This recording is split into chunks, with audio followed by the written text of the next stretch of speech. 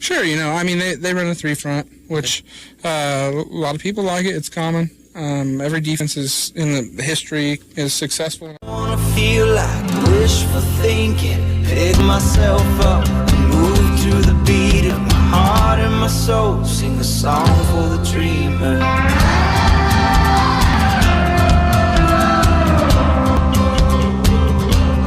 I say run, let it shine that glory. We are Remax and we are here. And we will throw the football. But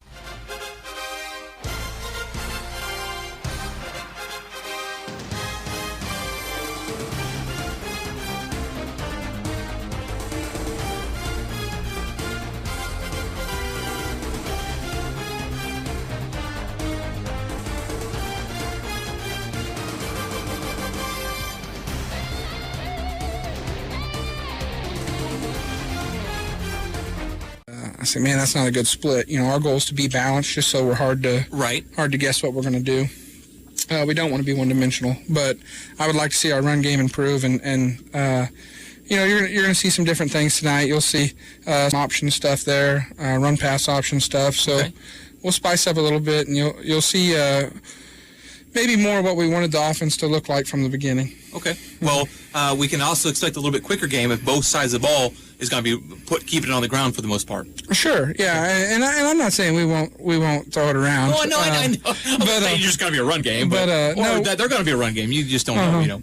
We are having a little bit of a quarterback change this week, and we're going to see what our senior can do, and our junior's done a great job. We're just going to try to change it up on them, and again, we've had 2 weeks, so we can kind of draw up some special stuff. Went with the more mobile guy back there and see what we can do. Well, we look forward to tonight's game, Coach, and best of luck to you out there. Yes, thank you. Hey, thank you for joining me right here on the Mike Keith Insurance Clinton Cardinal football game. That's head coach Kevin Lefevre.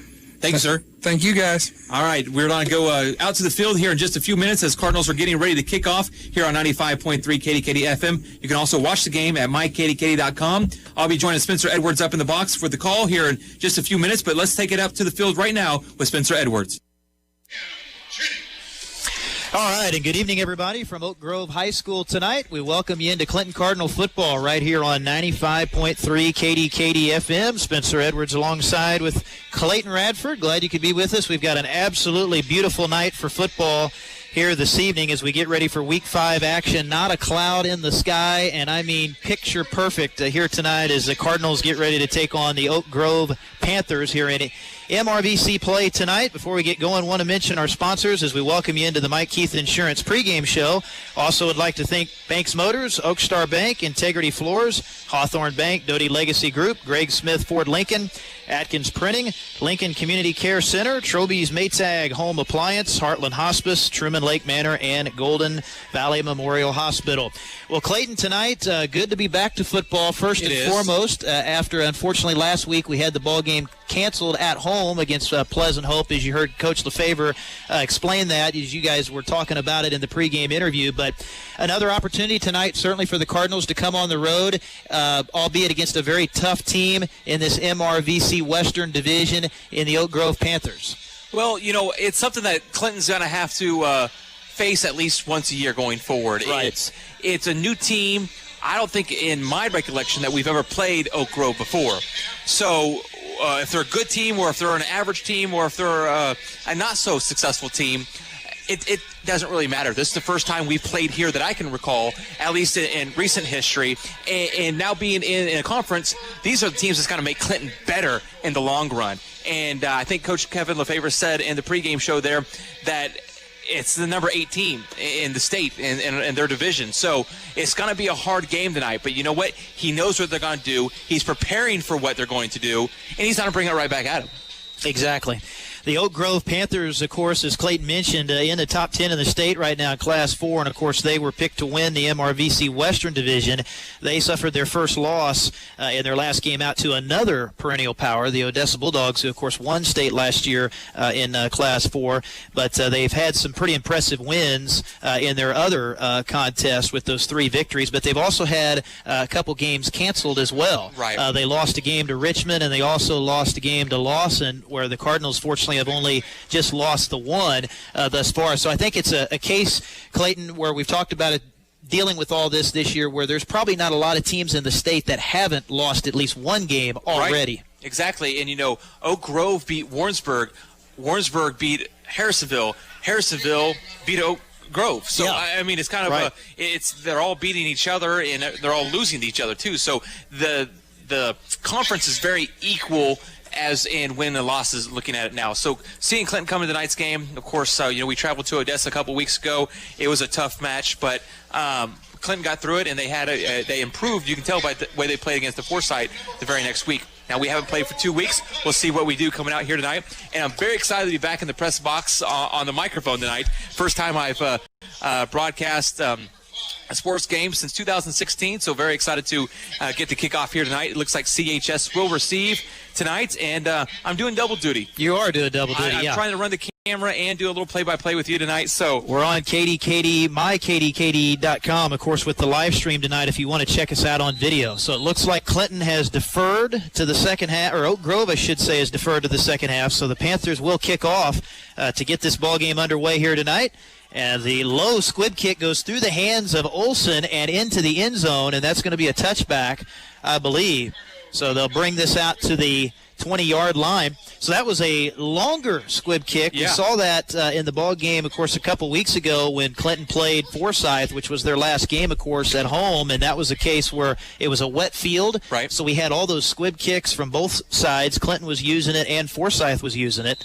And but that one was more traditional deep squib kick. So the Cardinals going to take over here on 1st down and 10 to start this ball game off from the 20. You are listening to the Cardinals football right here on 95.3 KDKD FM. Clinton, Missouri, your home for Cardinal sports. So the Cardinals going to spread this out here tonight, and if you heard the pregame interview with Coach LeFevre, they're going to mix it up a little bit tonight. We may not see as much of Logan Spirit quarterback. They're going to start with Bulky here, but we get a penalty before the first snap, and it's going to be an offside on Clinton. And that was close there, Clay. It looked like almost Oak Grove might have jumped early, but they said the Cardinals drew them offside. So that'll back them up 5 to the 15. So Clinton already going backwards before the ball's even been snapped for the first time. That's very tough to see as we get ready for the first snap of the game. So they'll spread this out 4 wide, and they'll go with Olson. Gets the handoff from Bulky. Ball comes out, and I think that's a live ball. He was not down. Bulky fumbles it again, and it's recovered by the Panthers down at about the 6-yard line. Boy, a tough way to start for the Cardinals.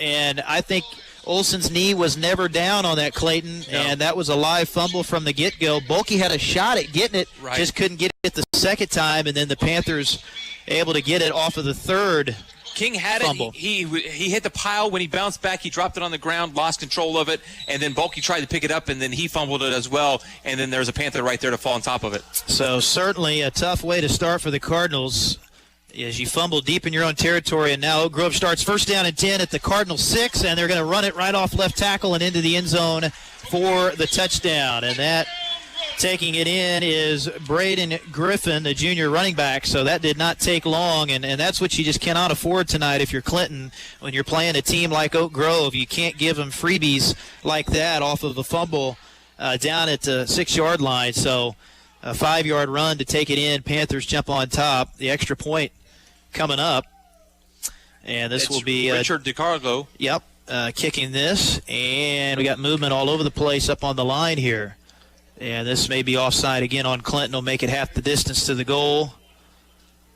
So that'll make it a little bit closer here for Delgado to kick this extra point. So now if you're Oak Grove, do you keep kicking it, or do you decide to run for it? It looks like they're going to keep the kicking team on the field. Yeah, I imagine they've got a good kicker, so usually teams will go ahead and just kick this PAT. And they will, and the extra point is plenty of leg, and it is good.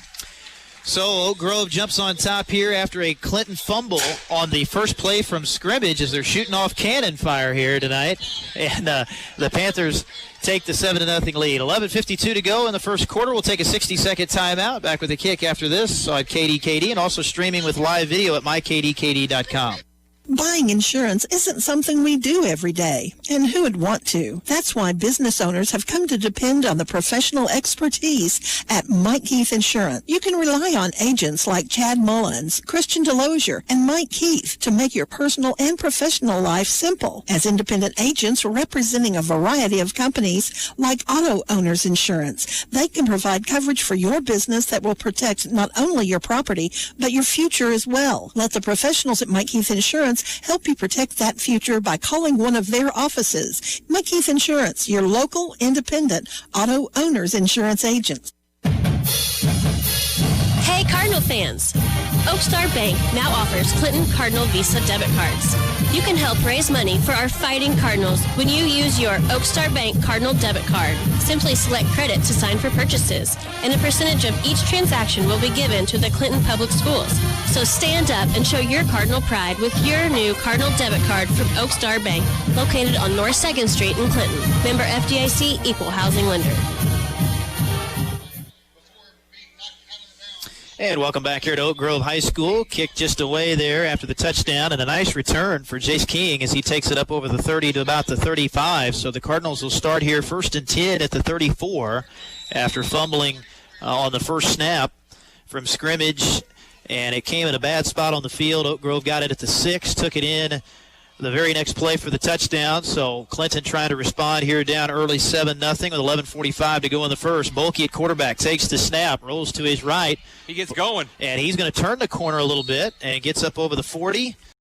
And going to give him, I think, the 43-yard line. Going to be awfully close to that first down, maybe a yard or two shy. But that right there, Clayton, is what Bulkey gives you, that ability to run out of the pocket a little bit, and kind of gives you a little dual threat option. You know, on his way to the near side here, he was looking downfield. He had his eye on someone. I didn't see who it was downfield that he's looking at, but he had his eye to get the ball downfield. He cocked back to throw, but then when he heard the footsteps behind him, he tucked it and ran. So a good opportunity here. Clinton, these are the types of second downs you want to be. Second down and very minimal. We'll call it a long 2 out of the shotgun. Bulkey going to fake the handoff, keeps it himself, and is going to be wrestled down maybe a yard, if that, as the Panthers were ready for it. And we were noticing, Clay, before this game how many kids this Oak Grove program has. They've got 60 kids on the roster, but really their size doesn't just jump out at you. Right. You know, they're solid, but they're not just incredibly big and powerful. But again, as you see oftentimes with schools that have their programs rolling and that are making state title runs, they have so many kids and so much depth on their rosters, and no different here at Oak Grove. So 3rd and 1, Cardinals keep it off the left side. Again, the draw from Bulkey, the quarterback, and he'll be knocked down a yard shy of the first. So it's going to be a decision time here for Coach Lefevre to see what he wants to do. It's going to be a 4th down and a long yard. Line of scrimmage is going to be about the 43. And this is a tough spot, Clay. You know, you're almost to midfield. Your tendency is to go for it. You know, down here early 7-0, and Coach Lefevre has gone for it this year several times on 4th down, and it looks like they will. So they'll spread it out, 4 wide receivers. Bulkey out of the shotgun. Oak Grove is going to rush 4. Bulkey hands it off to Olsen, and he's got the first down. Nice looking play across the 45 to about the 47. So they had that blocked nicely off the left tackle, and the Cardinals will convert on 4th and 1 and move the sticks. And that's the risk that Kevin Lefevre takes sometimes, and that's the result of taking risk. Is sometimes you do succeed and you get that first down. They move the chains. They gain quite a few yards there, probably about, what do you say, 5 yards on the play? Yeah, a good 5 right there. And it's exactly what you want from a left tackle over there to spring that play. That was a nice block over there on that left side by Caleb Smith, springing that play open. So Cardinals keep the drive alive. 1st and 10 from their own 47. Bulkey's pass caught in the flat, but Olsen slips down.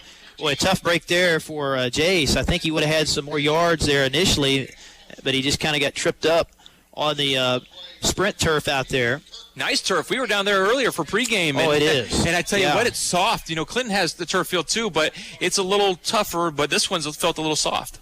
Facilities up here at Oak Grove, but we were just marveled at the press box when we walked in. We've got our own room here tonight, so no worries about having the social distancing problem here. Yes, I could have brought the kids and the wife. They could have hung out behind us. It's like a miniature luxury suite And the box sets at a perfect angle right here on the field as well.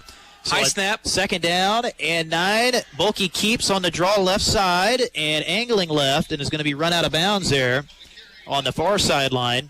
So gets 2, maybe 3. Some forward progress, though, was established. And it looked like it was Carson Smith who ran him out of bounds on the far side there right in front of the Clinton bench. Sets up a third down coming up here for the Cardinals. 9:18 to play here in the first. Panthers on the board after the Clinton fumble on a 6-yard touchdown run by Brendan Griffin. We have a personal foul, though, here. Boy, that came awfully late after the play, and that's a tough one. It's going to be a personal foul on the Cardinals, and they'll mark this one off 15. Man, so after a great run by Bulkey on the far side, it turns around and then penalties pushing Clinton way back. Yeah, that's and it's the spot of the foul where the penalty is. Yes, yeah, that's very costly. So that takes you from about midfield all the way back to the 30. So certainly not what you wanted to have happen for CHS if especially since they had momentum after a couple of plays there. Now Bulkey in trouble, going to be sacked back at the 25. So Matt tried to step up there in the pocket, but just nowhere to go with that football. And they got the 4-man rush to him pretty quick. And, he pulled up like he was on a pass it, then he tucked it and started the run, but then he ran into a wall of defenders there. All he's seen was black and orange of Oak Grove, and he stopped and he got tackled right there behind the line. So that is a big, big loss on the play, loss of about 14. So it'll be third down and 24. Line of scrimmage is all the way back to the Clinton 24. Cardinals 3 wide receivers left, 1 to the right. That's King. Bulkey looking that way for King. Little out route, and it's caught by King up at the 45. He's up over midfield and finally drugged down at about the Oak Grove 45-yard line. Boy, they got most of it back, Clay, and they're only going to be about 3 or 4 yards short. That was Silas Hicks, senior for Oak Grove, who's there to finally put the tackle on him and get him out of bounds. Stop the clock, though. But, man, big game for CHS. Now they're at 4-3 here. Decision time for CHS. Looks like they're keeping the offense on the field. We'll see if a kicker comes out. They went for the last one. Didn't get it. This time, though, they will go for it after the big play on the pass from Bulkey to King. So 4th and 3, 4 wide receivers out of the shotgun. Bulkey's pass caught out in the flat left side, and I think he's got it. I think so, too. Caught by King again.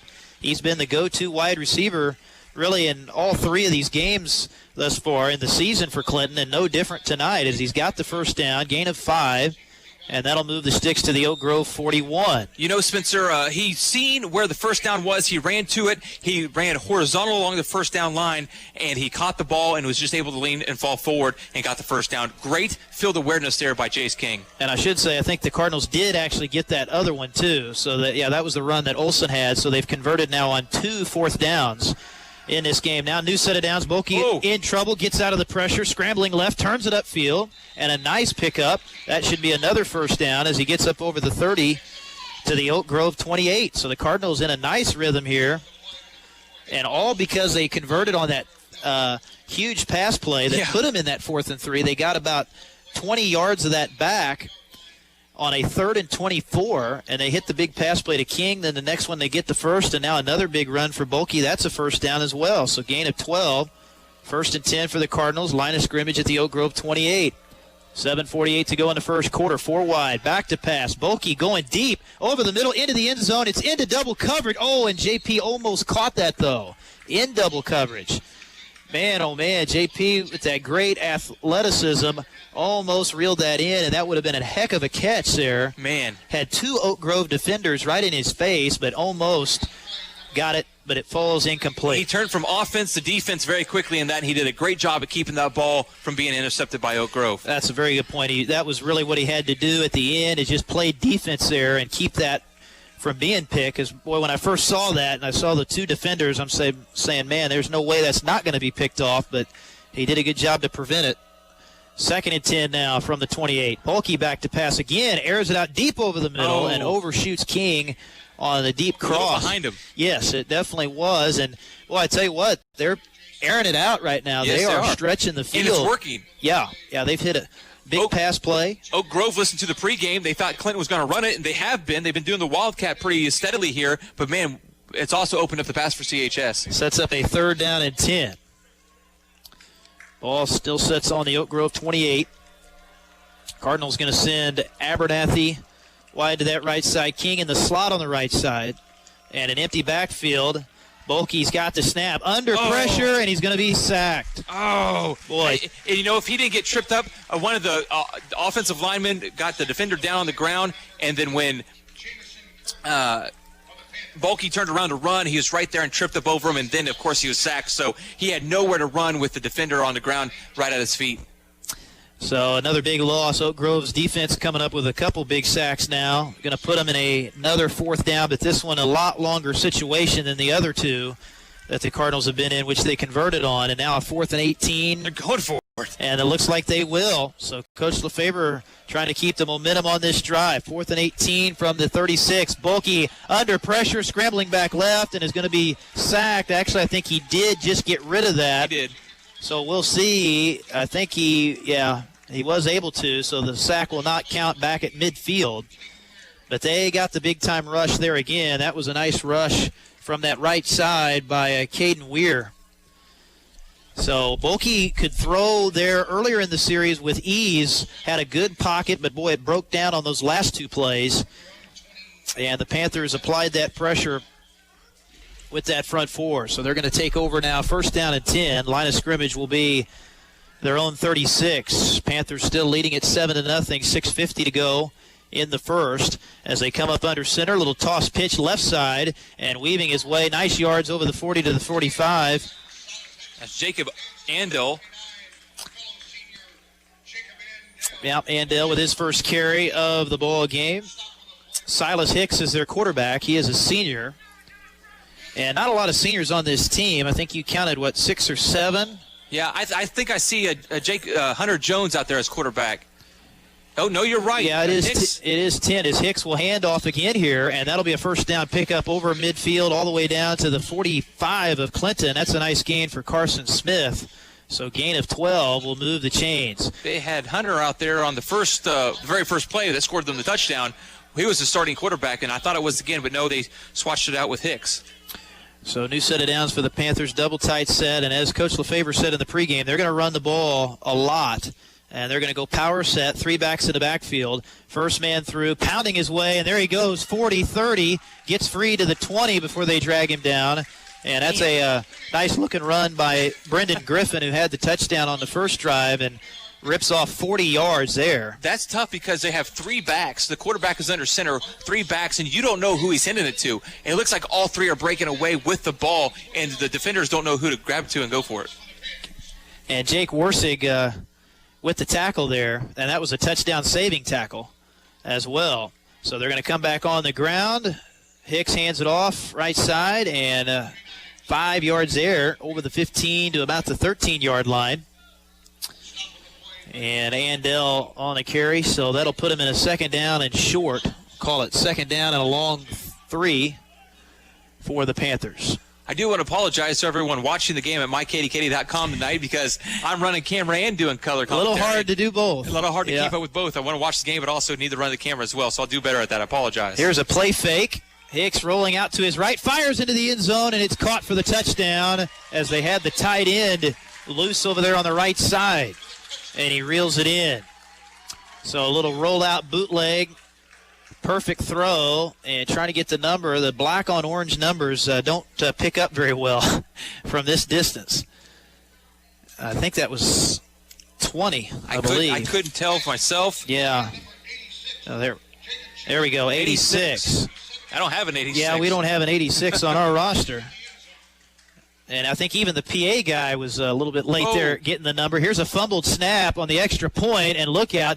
Delgado gets hammered as he goes down to get it, and ball's picked up. And they blow that dead as JP tried to pick it up, but they blow it dead as his knee hit.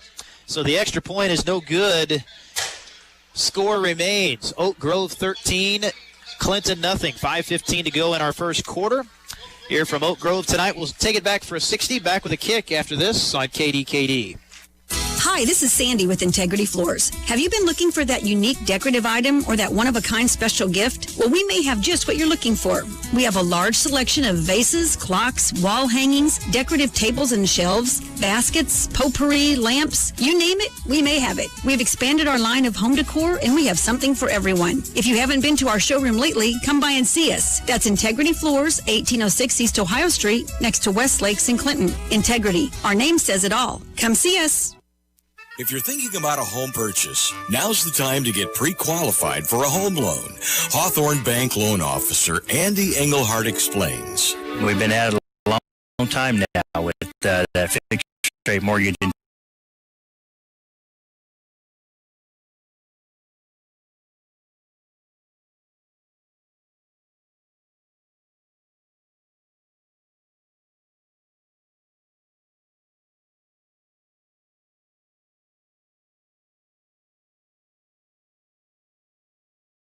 That's enough for the second or even third time.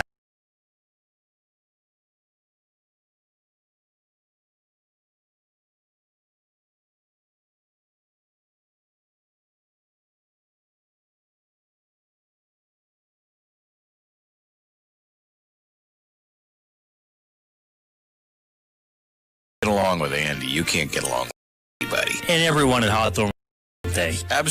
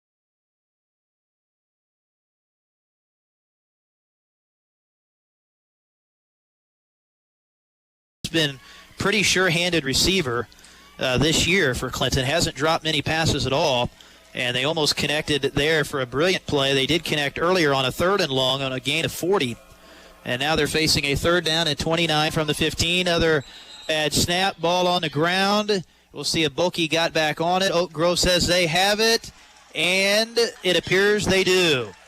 So the Panthers recovering their second fumble deep in the red zone, and going to put them in prime opportunity again. And that's basically, Clay, about where they recovered that other one on that first play. And the first play is right in that area, and it took one run to get it in. So hopefully Oak Grove can, or hopefully CHS, I should say, should build a wall, take that and put that away in the filing cabinet and use it again here to stop them. Yeah, the pressure, they're getting that pressure with 4. Here comes Griffin up the middle on the handoff, pounding his way, and he's up over the 5, down to the 3 of Clinton. And he's going to be awfully close to the first down. So the Panthers knocking on the door again here. And that's been the story, Clay. You know, these first quarters have just been tough for Clinton in these first 3 games. And we kind of talked about that on the way up, about you look up and it's 21-0. And here we are again, you know, looking at possibly that same thing before we're out of the first quarter. As Silas Hicks, the quarterback under center, 3 backs in the backfield. They're going to give it off right side, and pounding his way in for the touchdown is Jacob Andell. Touchdown Panthers as they turn another fumble into a touchdown, and they take the 19-0 lead with 3:45 to go here in the first. Now let's see if their special teams can come out here and have a good snap. Last time the snap was really low. It was just puttered across the ground back to the placeholder for the field goal kick. We'll see if they can get that snap a little, work on that snap during that last offensive drive. Delgado, the senior, will kick the extra point. Hold us down, and that one is good. All right. So the Panthers add to it 20-0, I should say, with 3:45 to go in the first. We'll step aside here for 30. Back with the kickoff right after this on KDKD. When you hit that critical time of life, considering what will happen with your estate when you're not here, we have more than 30 years of experience helping others make those decisions. When we say call us at Doty Legacy Group, the key word is legacy. It's all about taking care of you and getting it to the next generation the best way possible. Call us at 660-885-8835.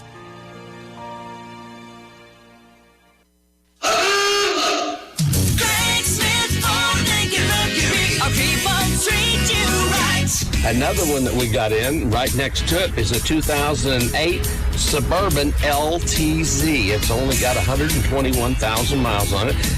It comes from right over at Raymore, Missouri. It belonged to a retired highway patrolman, and I'm telling you, that is one of the nicest 08 Suburbans. I mean, not a ding on it, not an ounce of rust. I mean, it is nice. In each of their respective divisions, and we've already seen Odessa and seeing Oak Grove tonight, and they're flexing some muscle here early, up 20-0 as the Panthers kick it off. Abernathy on the return, angles to his right, to the 30, 35, angles back left, and is going to be hit and brought down at the 36-yard line. Still a good return, though, for JP, so that's back-to-back returns where he's gotten over 20 yards, but that's the thing, though, Clayton. You got to turn these into points. It's one thing to have good returns, but, boy, it'd be nice here. Cardinals, though, have shown flashes. I mean, we've seen some a couple big pass plays, but that one drive stalled out inside Oak Grove territory on that fourth down. The other causes have been the two fumbles. Yes. So if you eliminate those two fumbles, this could be a different story. A lot closer game, yes, exactly. So still looking for those first points here. And Oak Grove now going to show blitz, where they are going to come after Bulkey again here. Handoff left side to Olson, and not much as he's brought down after a short gain. So they blitz those two linebackers that time. That they've been getting pressure. That front four for Oak Grove, very, very stout. They're not the biggest kids, but they are very quick off the line. And I'm not quite for sure if there wasn't a jumping on the Oak Grove side of the ball there, as they kind of, I see number 23 on this near side kind of move a little bit, but there's no flag called or thrown on the field, so the play is what it is. Yeah, they were very, very close there to being offside. So DNs, if you're watching on camera, can see they are really up close to the line. Now they're going to blitz an extra man, and they're going to sack Bulkey all the way back at the 25, where they are bringing everybody now. Brought 6 there, and that's just Caden Weir. That was the DN there, Weir on that right side. Boy, he was just one-on-one, and that wasn't because of the blitz. That was just he beat his man to the quarterback, Bulkey, and, boy, Matt's seeing these pockets evaporate these last couple of drives. Of course, if you heard the interview with Coach Lefebvre, he mentioned Lawson, unfortunately, was injured and probably done for the year, and he was one of their key offensive linemen. As Bulkey back to pass here on 3rd and 21, fires it over the middle, and, well, no, he's actually going to keep that to the 30.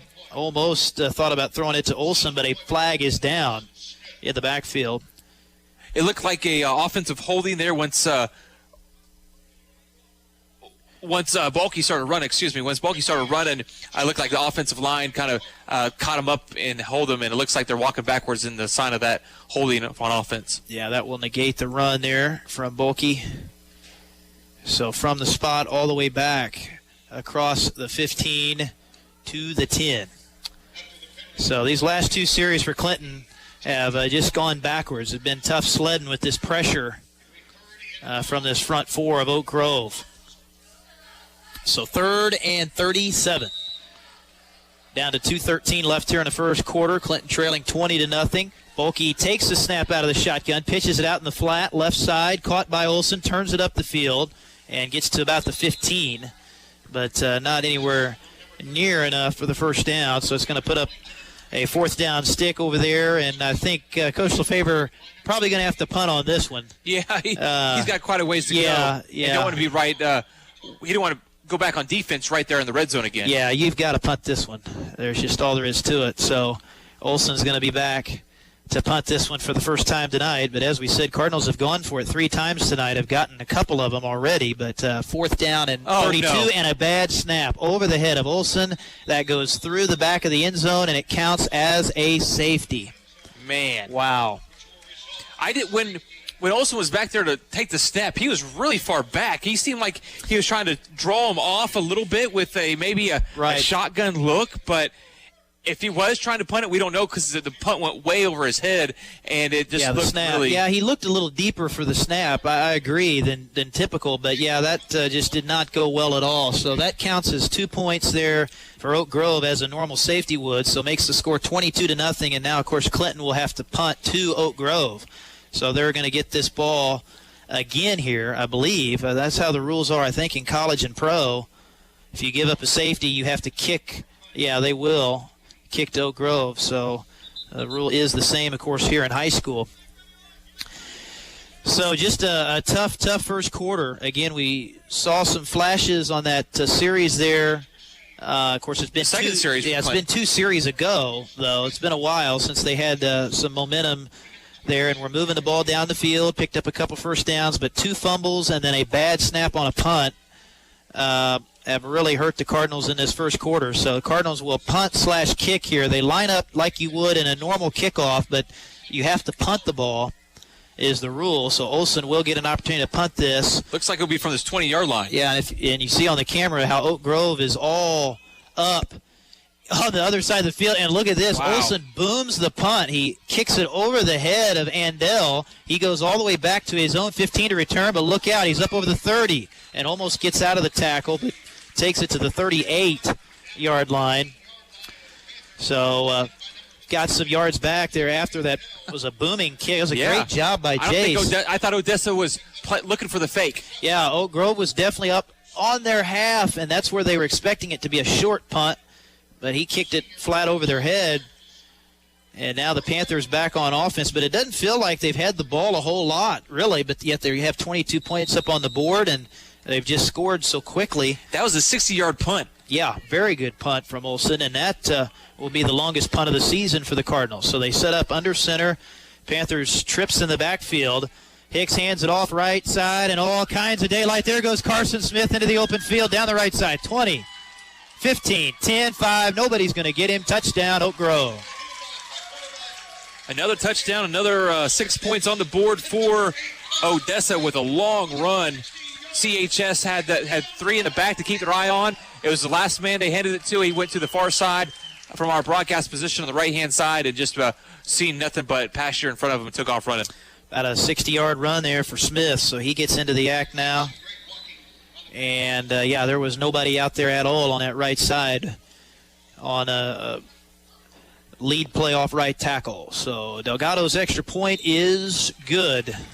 So he's 3 of 4 on PATs, and that'll make it a 29-0 lead for the Panthers with 1:11 left here in the first. Back in 30 seconds. Kick coming up after this. You're listening to Clinton Football on KDKD. Atkins Printing would like the opportunity to enhance your business with their printing expertise. Atkins Printing is ready to take on all your printing projects, from letterhead and business cards to envelopes and flyers. If you can put it on paper, Atkins Printing can do it. Bring your next job to Atkins Printing, your new partner in business printing. Just give them a call at 885-5509. Atkins Printing, proud sponsors of Clinton Cardinal Sports.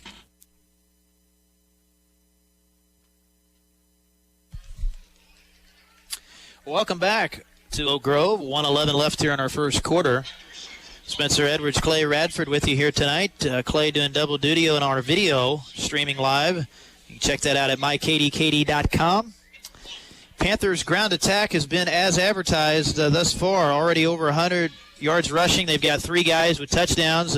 Just had a 60-yard run there from their third running back, Carson Smith. And Delgado has it on the tee at the 40, kicks a line drive, and that's going to get by Jace King and go into the end zone for the touchback. You know, Oak Grove's really been kind of interesting on these kickoffs because their first 3 kicks was all squib kicks, and one made it all the way back to the end zone, and this one here wasn't a squib. It was more of a a direct, like you said, line drive kickoff, and it hit about the 10-yard line or so, and then bounced into the end zone, and really gave Cardinals no chance to get the ball and make a reception and run it back, because I think they know what Jace King can do if he has some pasture in front of him. Cardinals going to start at the 20-yard line. Of course, we're talking about the MRVC tonight. Cardinals will be in MRVC play from here on out. Of course, they were supposed to have that game last week with Pleasant Hill. That was a conference game, got canceled. Next week, we'll be back on the road at Excelsior Springs, also a conference opponent. So 1st and 10 as Bulkey gets nailed as he throws it right into the hands of an Oak Grove defender as it's picked off at the 20. Wow, and Bulkey just unfortunately got hit that time. He's been running for his life. This pressure for Oak Grove has been relentless, and that time they get their 4th turnover forced, 3 fumbles, and now their first interception of the game. Well, junior Brennan Griffin was there to catch that lob pass that was thrown up by Bulkey for the interception right there for Oak Grove. Yeah, that was read perfectly by Griffin, the linebacker, just kind of sitting back there, and sometimes it's so hard to see those underneath linebackers like that when you're dropping back to pass. So Oak Grove in business here again. They take over on the Clinton 20 after the pick. 3 backs in the backfield. Dive play up the middle and surging through across the 10-5. Touchdown, Panthers. That is the big fullback, Brendan Griffin. So he gets him an interception, and then they go right to him on the handoff, and he was not touched on that inside handoff. The Panthers make no bones about what they want to do, and that's run the football. And, man, they have been dominant up front with that line, and that is their 3rd rushing touchdown now of the game. Or 4th. That's the other one was a pass. And they had a safety as well. And the safety, yeah. So 35-0, extra point is right down the pipe for Delgado. And it is a 36-0 lead now for Oak Grove. And it's still not out of quarter number 1 yet. 57 seconds left to go. So we'll go ahead and pause 30. Kick coming up after this on KDKD. During times like these, people are facing hardships in their day-to-day lives. It has become difficult for seniors to get the attention and care they need at home. At Lincoln Community Care Center, we know just how difficult these times can be, and we are committed to providing you with the quality care you need. We offer a safe and welcoming environment filled with highly skilled staff. If you or a loved one find yourself in need of attentive care, come see us at Lincoln Community Care Center, where caring and kindness matter. 660-547-3322. 36-0 our score here at Oak Grove tonight. Panthers on top of Clinton here in Week 5 action of the 2020 high school football season. And right now, the Oak Grove offensive line putting in some work with all these running backs they have, and they've been running in behind them for long yardage tonight. And now Delgado's going to kick this ball off. Another deep line drive kick picked up off the turf there by King, angles left, and gets nailed at the 20 on the return. Good special teams coverage that time for the Panthers. Big thank you to CY back in the studio helping us out here, of course, getting our mic set up, and as well as keeping us on air, as you know, he's been in constant communication with me here already in the first quarter. So big thanks to CY back there in the studio for keeping us on air and keeping us going all season long. Pat Richard is the head coach for this Oak Grove program, and where they've got this program rolling. Been in a state title as recently as 2016, and they've got all kinds of kids on this roster, 60 kids, and a lot of depth at all positions. 1st and 10 here, they go out in the flat as it's caught by Abernathy off the pass from Bulkey, but nothing after the catch for JP as they got out to him quickly. Got out to him quickly, and defenders were on him right on top of him as soon as he caught the ball, and they're about 5 yards away, but JP was able to go nowhere. Carson Smith on the tackle for Oak Grove. So sets up a 2nd down and long with under 23 seconds to go now in this first quarter. Cardinals going to spread this out. 2 backs at the backfield this time.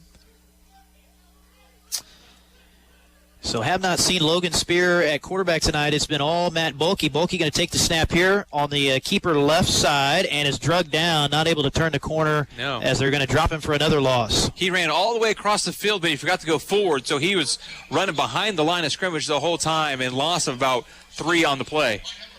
So that takes us to the end of quarter number 1 here at Oak Grove High School tonight. 36-0 Panthers on top over Clinton. We'll have a 3rd down and long for Clinton when we come back to start quarter number 2 after this 60-second break on KDKD. Stop into Troby's Maytag Home Appliance Center to discover a world of possibilities in one oven with the new KitchenAid Smart Oven Plus. It brings together a collection of oven-powered grill, baking stone, and steamer attachments with connected cooking to tap your full culinary potential. Come into Troby's Maytag today to learn how the KitchenAid Smart Oven Plus with powered attachments is more than an oven. Troby's Maytag Home Appliance Center. Just take the 2nd Harrisonville exit and turn north on Plaza Drive. If you're looking for great opportunities to volunteer and serve, consider Heartland Hospice. Volunteering is a great way to be involved and provide help to others in need. Call for details 660-679-4300. With Heartland Hospice, opportunities abound, including helping with office support tasks, staying with patients so family can run errands or get rest, and keeping vigilance with patients as needed, as well as other opportunities. Volunteering also looks great on college applications and resumes and keeps you involved in your communities. Call the office in Butler today for more information, 660-679-4300. Start of the second quarter here at Oak Grove tonight as the Panthers getting ready to go back out on defense. Cardinals still on offense here, but facing a 3rd down and long deep in their own territory. I want to thank our sponsors tonight, and again, we really appreciate all their support of Cardinal football this year on KDKD. I want to thank Mike Keith Insurance, Banks Motors, Oak Star Bank, Integrity Floors, Hawthorne Bank, Doty Legacy Group, Greg Smith Ford Lincoln, Atkins Printing, Lincoln Community Care Center, Troby's Maytag Home Appliance, Heartland Hospice, Truman Lake Manor, and Golden Valley Memorial Hospital. So out of the break here in between quarters, Cardinals going to set up shop facing this 3rd and 16, and they've been on their half of the field most of this game thus far. Cardinals have only been in Oak Grove territory a couple times. And on 3rd 16, Bulkey back to pass, tries to scamper out, and boy, almost got out of that pocket. But they drop him at about the 16 and a half. And, man, Clay, you saw what I saw. Yeah. Had he got past that one tackle, I think he would have had that 1st down. That's what you call a shoestring tackle. Absolutely. He was literally pulled down by the cleats of his cleat and pulled down. I mean, if he would have got past that just another 6 inches, he would have been gone. No, I don't know if he would have got the 1st down, but he would have gained probably at least another 5 or 6 yards. Right, absolutely. Would have been awfully close, but instead it will be a 4th down and long. Risky here. Yeah, they may punt out of this. Yeah, it's going to be kind of a pooch punt as Olsen gets off another beauty. Oh, wow. And, yeah, that's a great punt. Forces the fair catch at the 45 by Carson Smith. So that's the 2nd time we've seen Jace get off a nice punt in a tough spot. Real tough spot, yeah. He's had to be backed up those first 2 times. And you know, he wasn't back very far. That punch kick was not as good as his other kick, the safety kick earlier, because this only probably went about 40 yards and puts Oak Grove in great field position. Yeah, I think they probably told Jay scoot up a little bit. That's why you saw him a little closer to the line, because we saw the one snap that went over his head on that punt earlier. He was probably a little bit too far back, so it made it easier on the snap. But here on 1st down and 10, Panthers go back to the ground, and a nice run for Andell, and he rips off a 1st down run on 1st and 10, gains 12 to the CHS 43-yard line.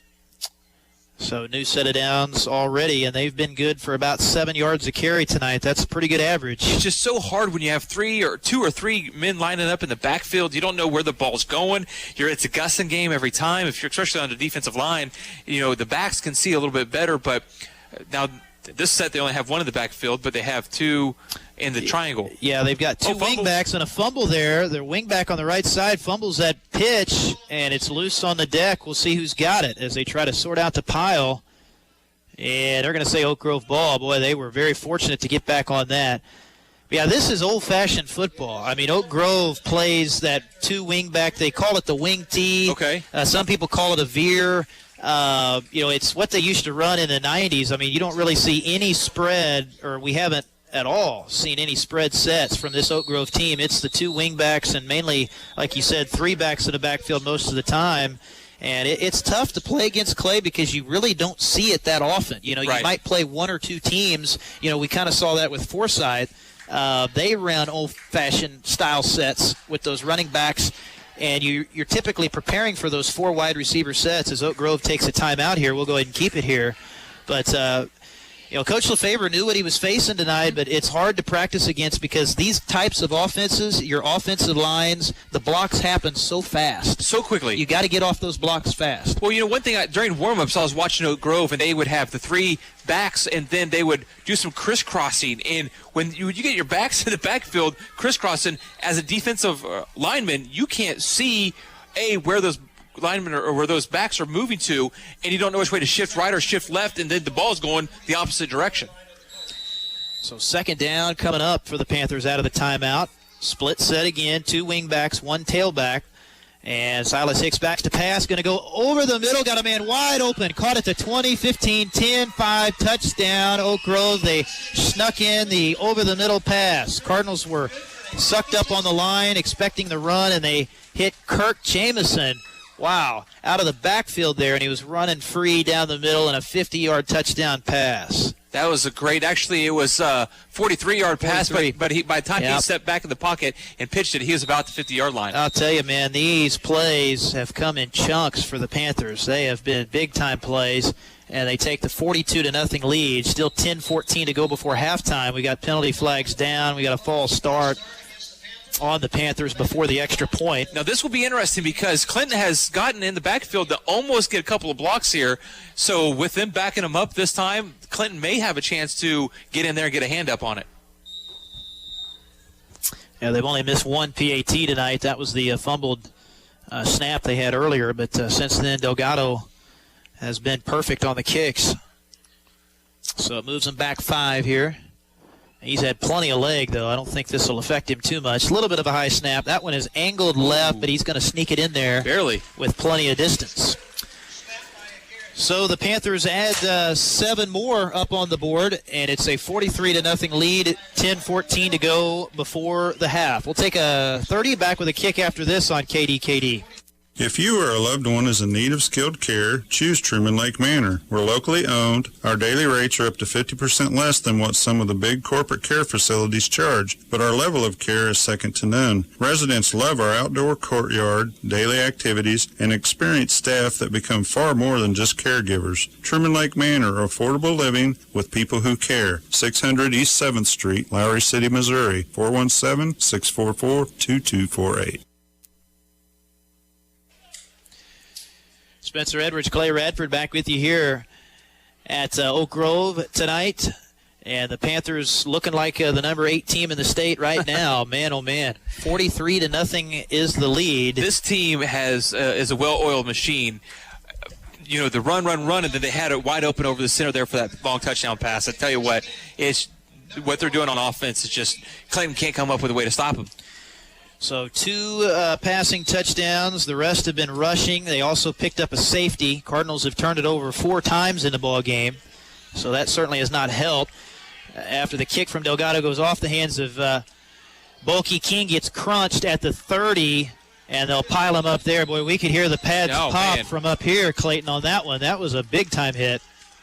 You know, and then that play ended with a big dog pile. You don't see that much in football anymore where everyone's just piling on. That's kind of a old school football thing there, but that time it must took the whole Oak Grove team to pile on. Boy, it was. That was one of those, the officials kind of let that go a little bit, but they are just flying around, and this Oak Grove team just playing loose right now, having some fun over on the sideline. And boy, when you're scoring this fast, it's fun for that defense as well. They get to get right back out there, you know, and they have been pretty much a wall tonight. Although Clinton has moved the ball, they had really 2 good series back in that first quarter where they threatened a little bit, got the ball inside Oak Grove territory, but it's been tough since those last 2 series as they go to Olsen here on 1st down and 10, takes it to the 35 as Jamison Cook on the tackle for the Panthers. Gain of 5 for Jace Olsen.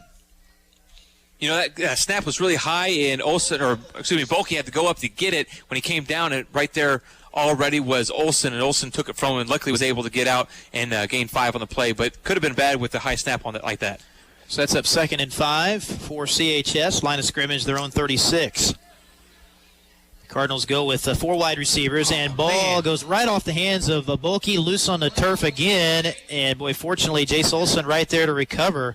Yeah, that one, there was nothing wrong with that snap. It was hard. It hit him right in the numbers. Hit him right in the numbers, right, and just got to be able to secure that football right there. It got on him maybe a little early, but that was nearly another fumble for the Cardinals that was lost to Oak Grove. It was a fumble, but Clinton recovered. Yeah, technically wasn't. Yeah, didn't lose it at least. Didn't lose it, but very close to it. So 3rd down 6 for the Cardinals from their own 36. 8:51 to go in the first half. They're going to bring 6 on the rush. Bulkey going deep right side, picked off. Intercepted, going back the other way. And that is picked off by number 34, Jonathan Long, and he takes it all the way back to the Clinton 25. Man, that pass was just kind of lobbed up there. Number 15 for CHS, that was King. Yeah, King was just running. He wasn't even looking for the pass. It's like he didn't know his number was called. The ball just went right over the top of him, went right into the hands of number 34, Jonathan Long, and he took it back and returned it for about 25, 30 yards. Yeah, and you could see that one coming. You could tell right when Bulkey threw that ball, he pointed like, oh, no. He's like, come back. And King, he's like, come back to the ball. But as you said, he wasn't looking for the ball, and Long stepped in front. So 5 turnovers now for Clinton in the ball game, and they're going to go to the tailback off the left side. That is Andell on the carry.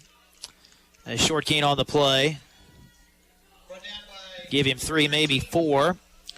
On that last pass for CHS, it looked like he was doing a post route when he should have been doing, a fly route, and it just didn't look like a miscommunication there. The ball just sailed right over him. He wasn't even ready to look for it yet, and right into the hands of the Panthers, and they made that interception and made the play and took it down, and that's puts the Cardinals in defense again, almost in the red zone again. Under 8 now left here before halftime, and Oak Grove looking to add to the 43-0 lead.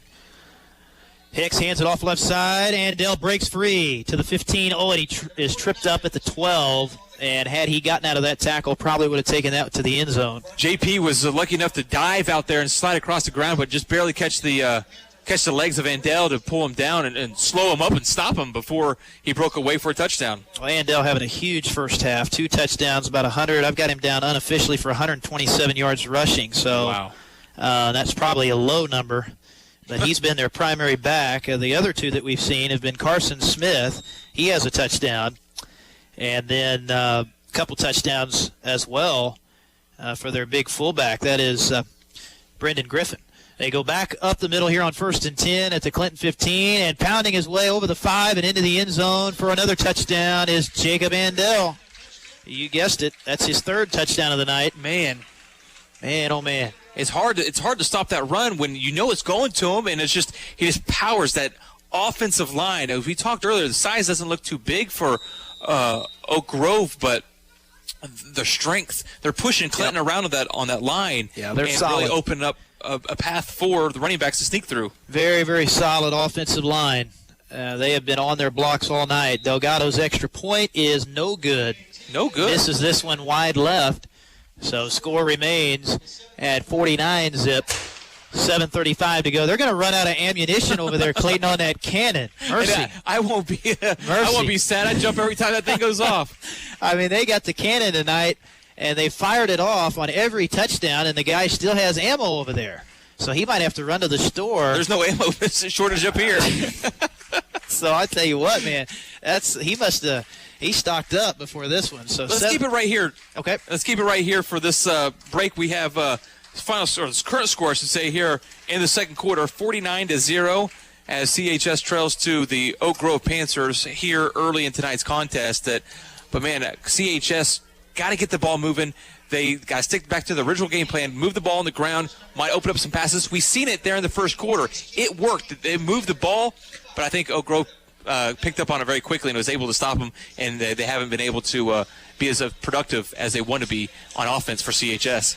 Delgado going to kick off here for the Panthers after the touchdown, and he's going to put this one on the ground again. It's going to be a Hot potato. And picked up by Neal at the 25. And to about the 33 on the return. Yeah, so Cardinals have 3 timeouts in their pocket if they want to use it. Plenty of time here to get the ball down the field, and that's where you'd love to at least come away with some points to get a little confidence going into the locker room. Yeah. I think, though, Oak Grove did defer, so they will get the ball to start the second half as well. But they are pitching a shutout right now, and this defense for Oak Grove, we talked a lot about, obviously, their offense with their ability to score so fast, but their defense is very stout. They don't miss tackles. That front four is very good. They don't have to blitz a lot with those linebackers. Going to play a 4-3 here.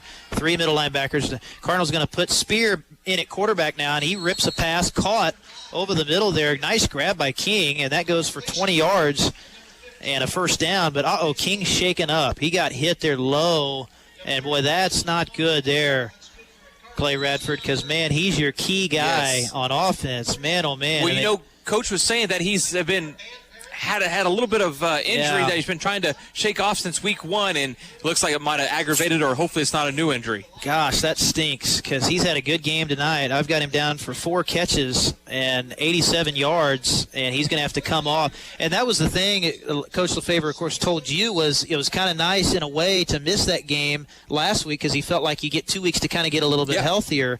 But that's tough. And, of course, they've already lost Lawson, their key left tackle for the year. He had that knee injury in the Forsyth game. But, man, you hope King can come back eventually. But that was a big gain there, first down and 10. So Bulkey not at quarterback now. Back to Spear, and he gets hammered, sacked, and then ball's out. Ball is out again. Another fumble, and it's going to be Oak Grove ball. Man, I tell you, this is so frustrating for CHS. They after 3 fumbles from Bulkey, and the Lefevre family decides to swap out his quarterback and put Spear back in. That communication between the center and Bulkey just has not been on. High passes, long passes, hard pass, or hikes, I should say, from under center. Clinton has been able to hold the ball, fumbled it 3 times. Now on the second snap that Spear takes, he fumbles it from underneath center and then turns it over once again to Oak Grove. Sam Jennings on the sack and strip there for Oak Grove. So the Panthers back out here again on offense after a turnover. 7 turnovers tonight. They go up the middle, fullback blast. Good tackle. And Brendan Griffin rips off 16 for a first down over the 40 to about the Clinton 33. Sophomore Caleb Russell on the stop for CHS. Wrapped them up, picked them up, turned them, and dropped them is exactly how you tackle. And some of these older players can definitely take some lessons from some of the younger players for CHS. And I know a lot of the younger guys coming up are ready to be playing some good football, and fundamentals right there. That's how you tackle somebody, and that's what really needs to go across the team. Kind of interesting here, if you're watching on video, the Oak Grove, I've never seen this, how they line up. The whole offensive line faces the sideline along with the quarterback when they get the play in. And I've just never seen a team do that. Usually they're kind of standing around in a huddle, but they kind of stand in a line and all face the sideline. They go back up the middle. Big gain here. 25-20 for Carson Smith. Rips off another first down.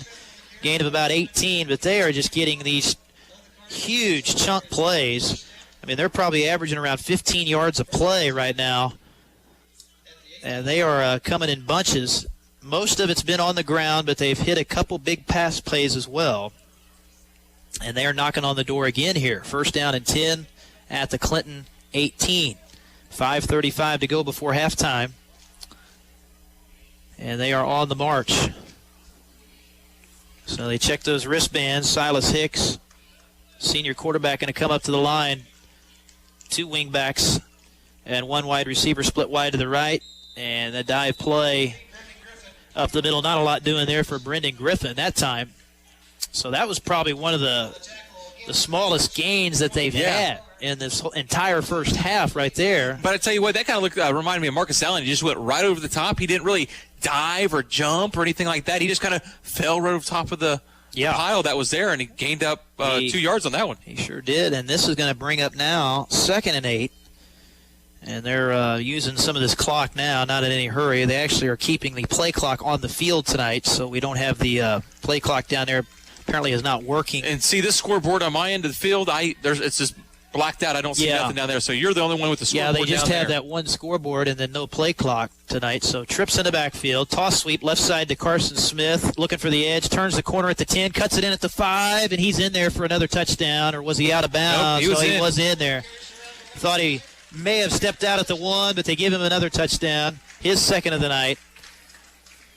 And the Panthers putting on an offensive explosion here in this first half, to say the least.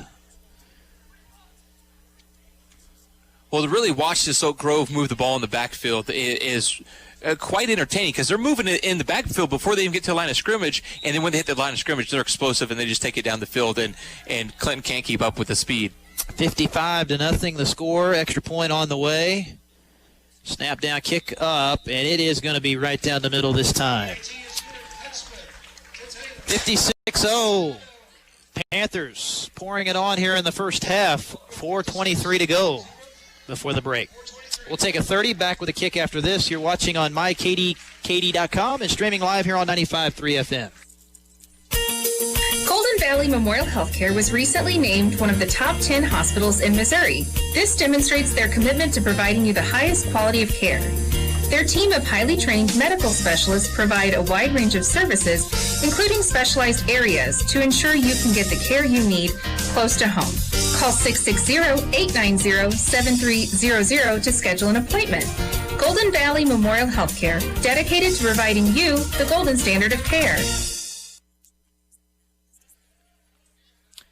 56-0 our score. Panthers, the number 8 team in the state in Class 4, on top of CHS here tonight in an offensive onslaught. Cardinals, though, have turned it over 7 times, so that hasn't helped matters. But that's like we talked about earlier, Clayton. You can't afford to give a team that's this high-powered anyway free opportunities, and some of these scores have been because of short fields. Yes, absolutely. So that has been part of it, but Oak Grove is the type of offense that can score from about anywhere on the field, but they have used that good field position. And a good sight here is King is back out there on the field. We saw him hobble off earlier, but he returns that kick out to about the 30-yard line.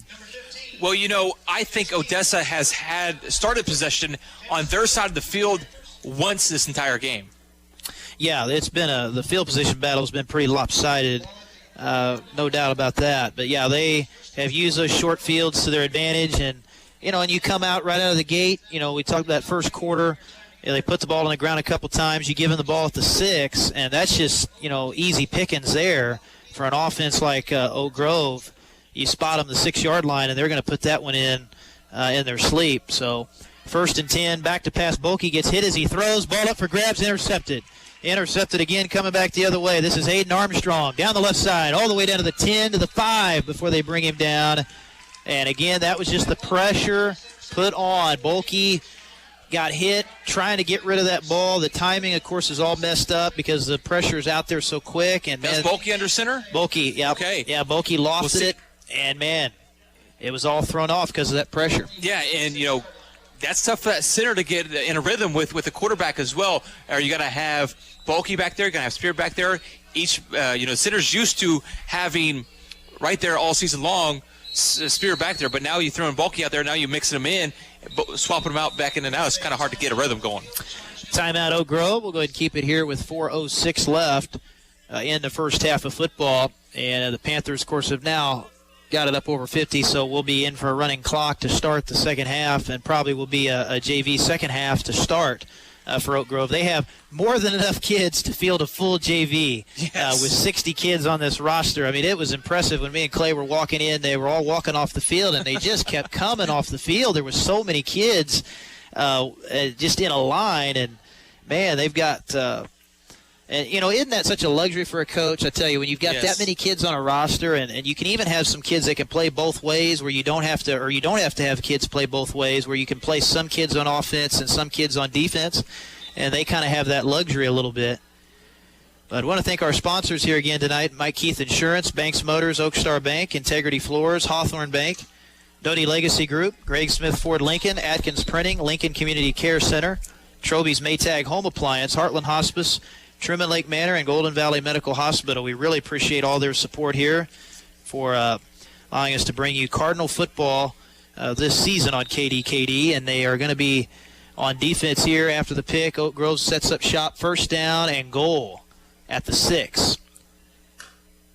And there's movement. Jumping. I think they did start early that time. Be a false start. I think that right guard moved early there. That's very uncharacteristic of Oak Grove. Now, I've been seeing it all night. They've been a little antsy on jumping on both offense and defense, but that's, I think, the second time they've been called for it. Yeah, that's just their second penalty. And really, we haven't seen a lot of penalties tonight on both sides. Clinton with 3. Well, yeah, just as we say that, we'll get all kinds of penalties. Another false start. Yeah, see, they've been jumpy all night. And I think they're finally just getting around to getting them called. And they've been very close on defense, too, a couple times to being off when they were timing those blitzes up. And they definitely got caught there twice. So they've backed up 10 yards back-to-back plays. So back to the 15, they hand off right side. Andell has been all over the place tonight. He gets the first carry there, up over the 10 to about the 6. So Andell, 3 touchdowns, 170 yards rushing in the first half here for Oak Grove, leading the way, just putting on a show. And they'll be facing a second and goal now at the Clinton 7. Still plenty of time here, 3:44 to go in our first half. He must be going for some sort of award or record for the school books, you know. They are feeding him the ball, that's for sure. 3 backs again behind Silas Hicks as he takes the snap, hands off left side, and there's another touchdown. This time Alex Shaw gets into the act. First touchdown for him, and that's his first carry as well. He's just a sophomore for Oak Grove. Yeah, he's one of their JV kids. It's probably going to get a lot of time in the second half, but Coach Richard says, well, we'll just put you in now, buddy, and you can have a touchdown. Get you warmed up. That's right. So 62-0 is the lead. This is by far the biggest deficit for Clinton in a first half this year.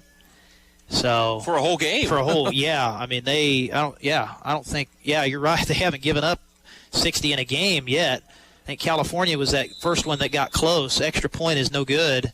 So still 62-0 with 3:25 to go. The cannon is still going over there. Still have the ammo supply. Man, that guy, I'll tell you what. I mean, that's a lot of ammo that's been shot over there. When the pandemic hits, or apocalypse hits, I should say, be sure to go to his house because he will keep us all safe. Got the cannon. Of course, those things, they scare you half to death when they first shoot it off. Oh, I'm used to it now. And you're not expecting it. But, yeah, it's gotten some work tonight. But, and quite honestly, it's just a situation. This is a good Odessa team. And, Oak Grove. Oak Grove. I've said Odessa. I know. Now you got me saying it now. I'm sorry. They're just like Odessa, though. Yes. They score like Odessa. So, but the fact is, this is a team that's a legitimate football team. So it's not as if Clinton's getting pounded, 62-0 by a team that's not going to win any other games. Right. This is number 8 in the whole state. Right. Exactly. So this is a team that probably is going to make some noise in the playoffs, and they're going to beat a lot of teams like this. And quite honestly, this is a situation right now in the Missouri River Valley Conference that Clinton is in. You just have all these teams that are kind of at the top of the peak in high school football in Class 4, whether it be Harrisonville, Warrensburg, Odessa, now Oak Grove. As they kick it off again here, Olson is going to be picked up and put down to the ground rather firm there as he takes it over the 35 to about the 36. So decent return. Clinton will take over here with 3:16 left in our first half of football. Clayton over, I'm going to calculate this up a little quick, but I'm going to say they are probably around 260. Yeah, 260 probably total yards of offense for Oak Grove in this first half. I believe every bit of it. That is unbelievable, yeah, unbelievable. My friend. They have some big pass plays. They've had some large run plays as well. So every bit of 260. Yeah, and again, these are unofficial numbers here. So they might be 300 or a little over that as Bulkey dumps it in the flat. Pass is caught, and a nice run there, a first down run. Good job, CHS. That was a great job by the sophomore, Landon King. Oh, that was Landon King, I believe. They announced Abernathy, but pretty sure that was Landon on the catch. Yeah. And that's a first down run to the 49.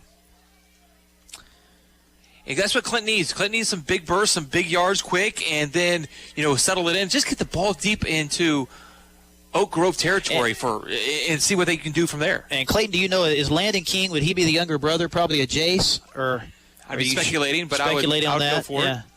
Here's a little zone read, keeping it as Bulky. First down and more over the 40, all the way inside the 36 of Oak Grove. Fast play. I couldn't keep the camera on it. And, man, that was a really well-designed play. Everybody went with the fake, and Bulky showing the wheels. So it's been mostly Matt Bulky tonight at quarterback for the Cardinals. We've seen a little bit of Logan Spear. That was the second first down in a row for CHS.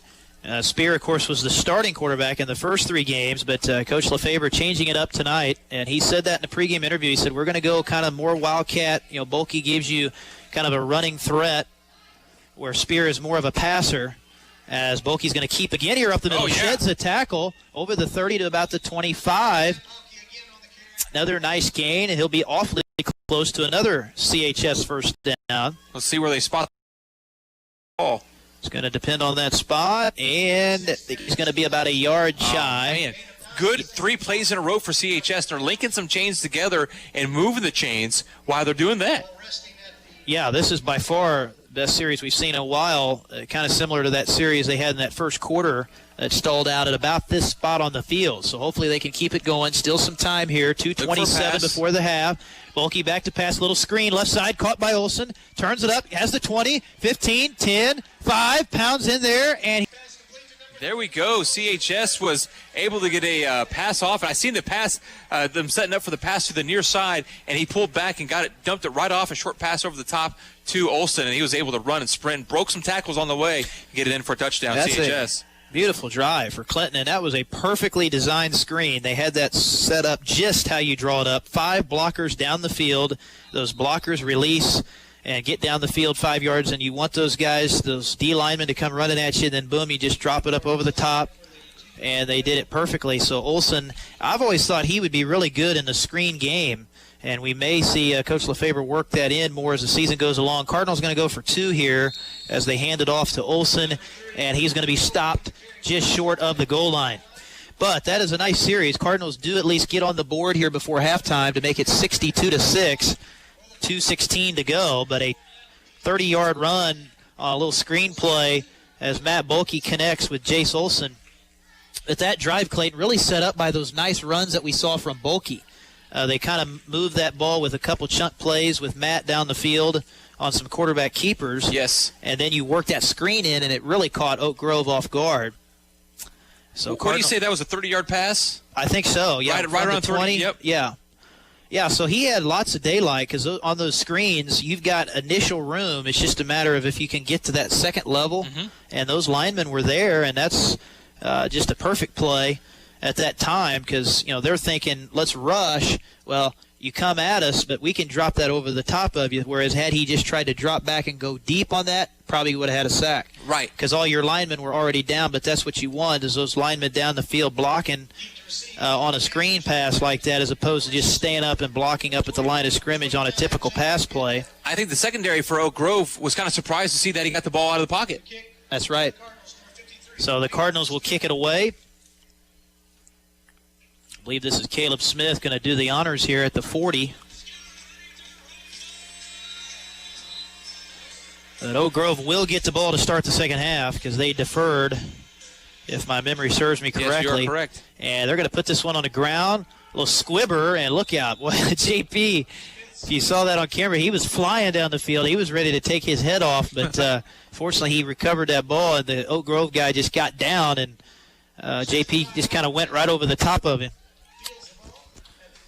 So he downs it there, fell on it at the 35, so Oak Grove will start the series. 2:14 to go in the first half.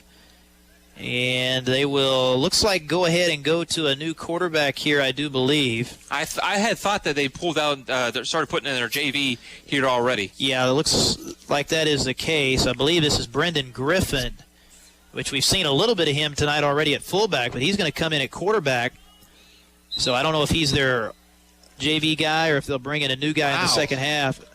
And here we get another full start on the Panthers. So that's the third time they've been called for that. They had a couple false starts on the previous series. Of course, it ended up not mattering. They ended up scoring a touchdown anyway, but they go back 5 here, back to the 30. 1st and 15. 3 backs in that backfield, all in a line, and they're going to go first man through, big hole over the 40 to the 42. And that is a nice gain for Jacob Strout. He's another sophomore. So, yeah, I think you're right, Clayton. They're working in some of their sophomores now, it looks like, already here. Right. And probably will have them out there to play a whole second half. And, man, you know these JV guys, you got to love that on a Friday night. Anytime you're a young guy and you get to play in the varsity game under the lights, particularly for a whole half, which they're probably going to get, that they're definitely loving that for sure. But second down and short here. 2nd and 3 as we come to the end of the first half. Griffin's still the quarterback. Hands it off left side. First down, run to midfield. Nice gain for Grady Salmon.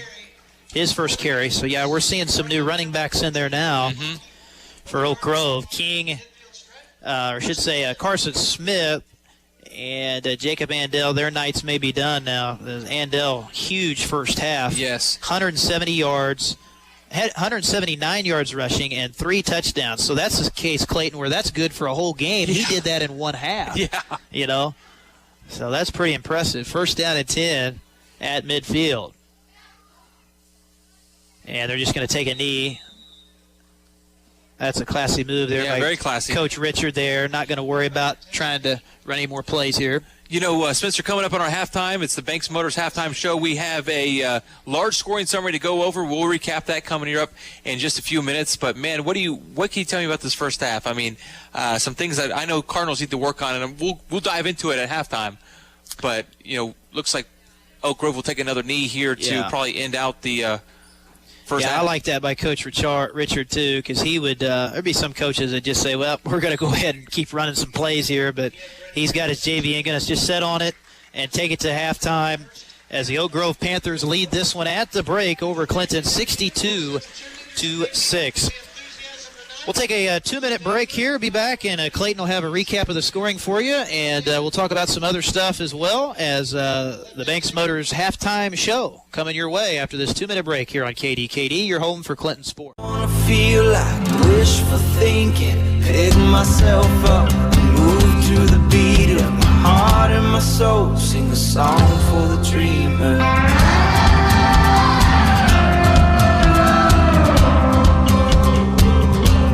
I say run, let it shine that glory.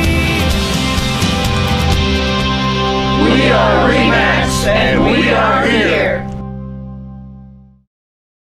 Bank. Hey, Cardinal fans! Oakstar Bank now offers Clinton Cardinal Visa debit cards. You can help raise money for our fighting Cardinals when you use your Oakstar Bank Cardinal debit card. Simply select credit to sign for purchases, and a percentage of each transaction will be given to the Clinton Public Schools. So stand up and show your Cardinal pride with your new Cardinal debit card from Oakstar Bank, located on North 2nd Street in Clinton. Member FDIC, Equal Housing Lender. If you're thinking about a home purchase, now's the time to get pre-qualified for a home loan. Hawthorne Bank Loan Officer Andy Engelhardt explains. We've been at it a long time now with that fixed rate mortgage in town, and now we're all in the mortgages as well. We're beefing up our employee staff here to take care of some more families as quick as we can, and we've got a lot of folks that are trusting us to help them for the second or even third time. It's a very exciting time. Yeah, it is. And I still enjoy putting them together and finding the best solution for who comes to see me.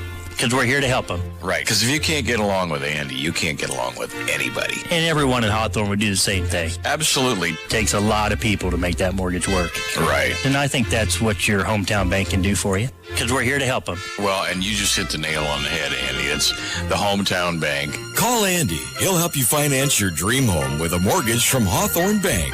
NMLS MLO, number 450138. Equal Housing Lender, member FDIC.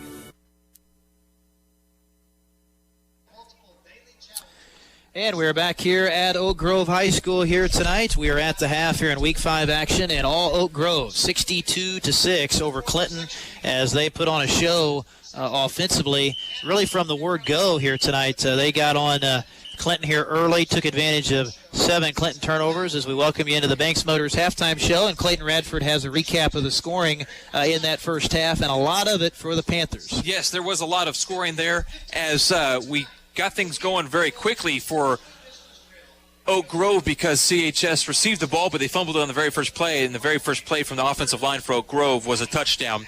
And that was a run-in to get the game going for Oak Grove. The extra point was good.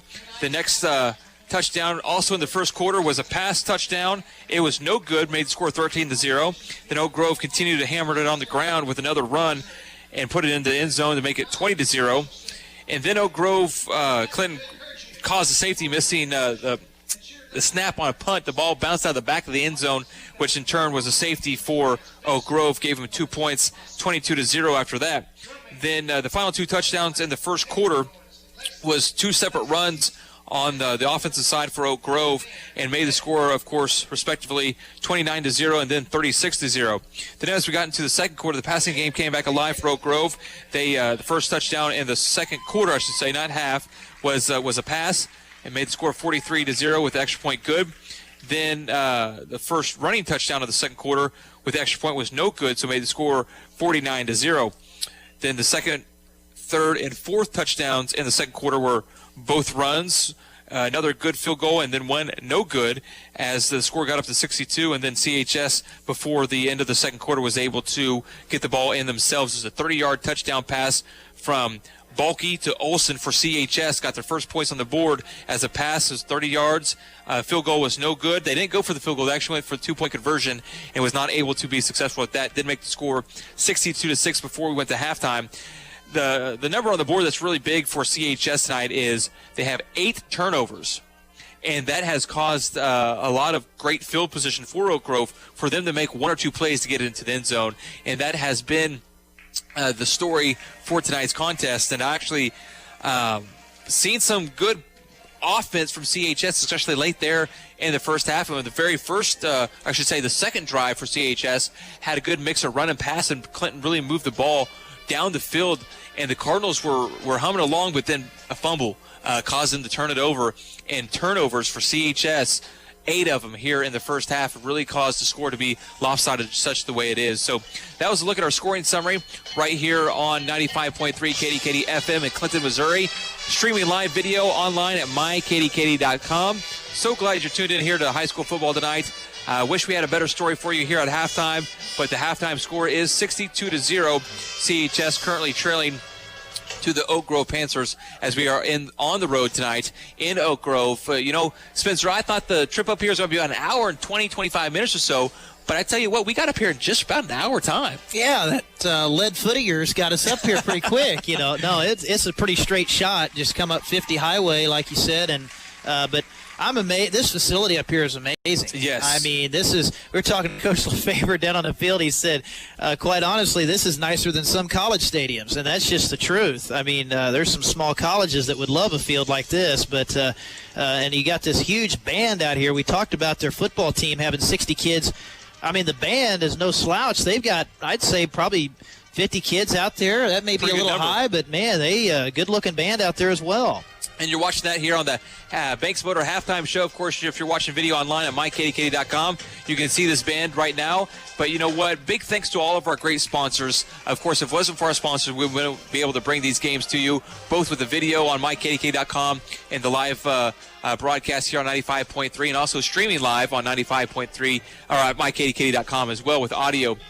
Big thanks to our sponsors, GVMH, that's Golden Valley Memorial Healthcare in Clinton, Truman Lake Manor, Heartland Hospice, Trovy's Maytag Home Appliance Center, Lincoln Community Care Center, Adkins Printing, Greg Smith Ford Lincoln, Doty Legacy Group, Hawthorne Bank, Integrity Floors, Oakstar Bank, Mike Keith Insurance Agency, and of course your halftime sponsor, Banks Motors. Big thanks to all of our great sponsors that allows us to bring you Clinton Cardinal football right here on the radio each and every week.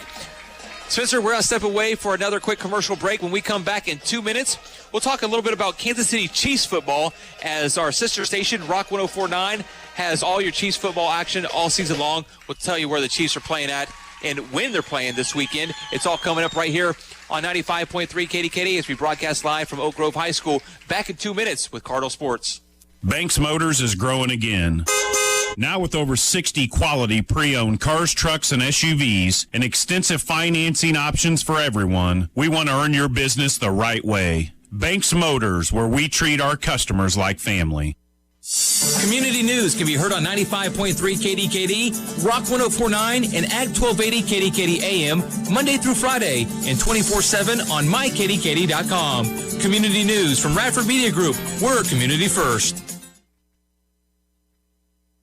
Your home is a special place. Everything you put in it should make you happy and comfortable. The way you decorate, the colors, and the products you choose all become part of your total living environment. Hi, this is Sandy with Integrity Floors. We are committed to providing you with the top quality carpets, vinyls, hardwoods, tile, and eye-catching window treatments that you need to make your home or business the best it can be. Ask us for a free no-obligation measure and estimate. Integrity Floors, 1806 East Ohio, next to West Lakes in Clinton. Integrity, our name says it all. Come see us. When you hit that critical time of life, considering what will happen with your estate when you're not here, we have more than 30 years of experience helping others make those decisions. When we say call us at Doty Legacy Group, the key word is legacy. It's all about taking care of you and getting it to the next generation the best way possible. Call us at 660-885-8835.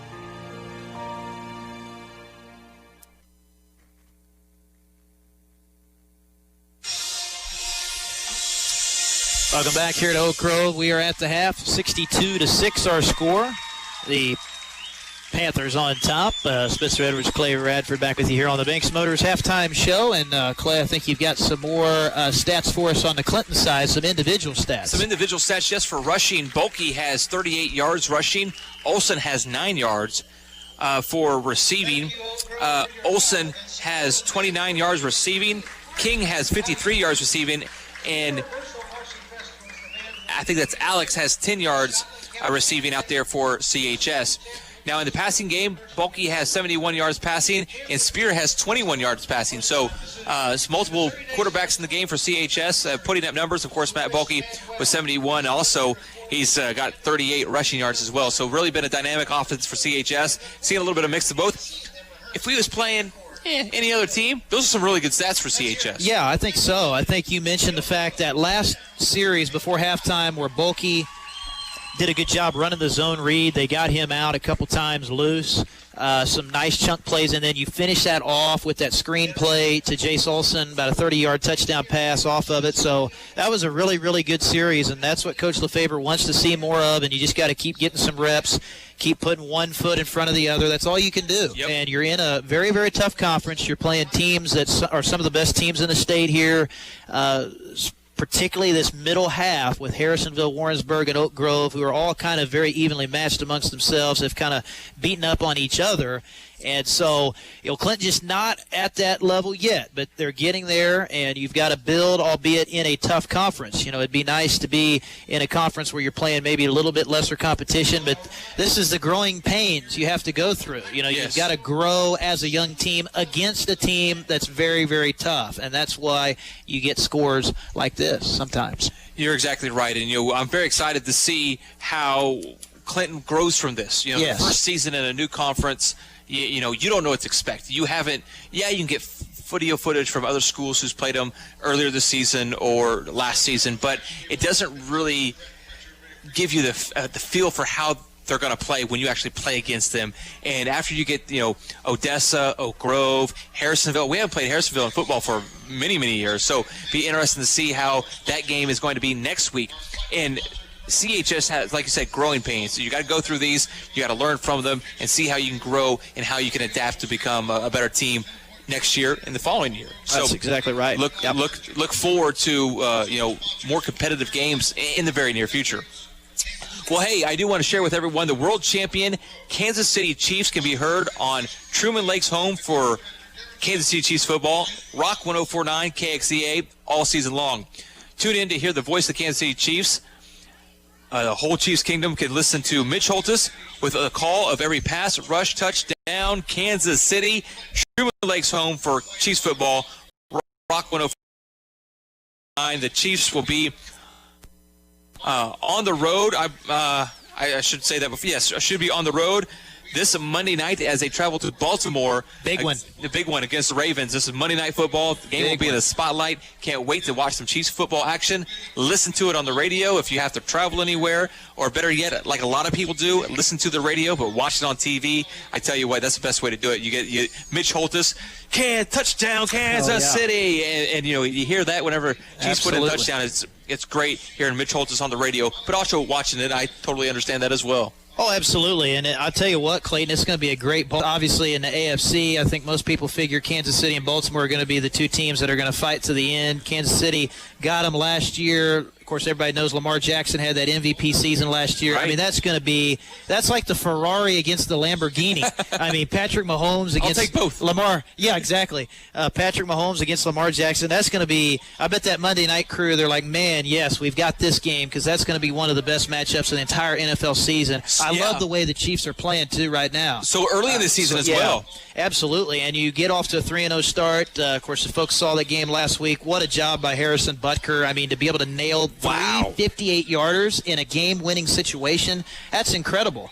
And you come out of that game, you didn't play your best, but you still won that game. Yeah. So that's going to be a really, really fun game. I'm expecting a lot of points in that game because you've got two very, very high-powered offenses, so I can't wait for it. Patrick Mahomes, Super Bowl MVP, of course, and then you have Lamar Jackson, season MVP. So it'd be interesting to see the MVPs lead their teams out on the field and see how both adapt to both of the team's defenses, because let's say, no joke, the Ravens have a solid defense, and it'd be very interesting to see how Patrick Mahomes and the Kansas City Chiefs offense adapts as they play against the Ravens defense. No question. I feel so sorry for those two defensive coordinators. I think it's Doug Martindale for Baltimore, and of course Steve Spagnuolo for the Chiefs. Man, they've got a lot of weapons, both those guys, to worry about. We know about the Chiefs' weapons, but Baltimore, I'd say statistically, has probably a little better defense than the Chiefs, although the Chiefs' defense, everybody knows, have gotten a lot better. They've gotten a lot better, and that's really what contributed. One of the reasons that contributed to them being able to win that Super Bowl last year was their defense at least was competitive enough to get to the middle of the pack,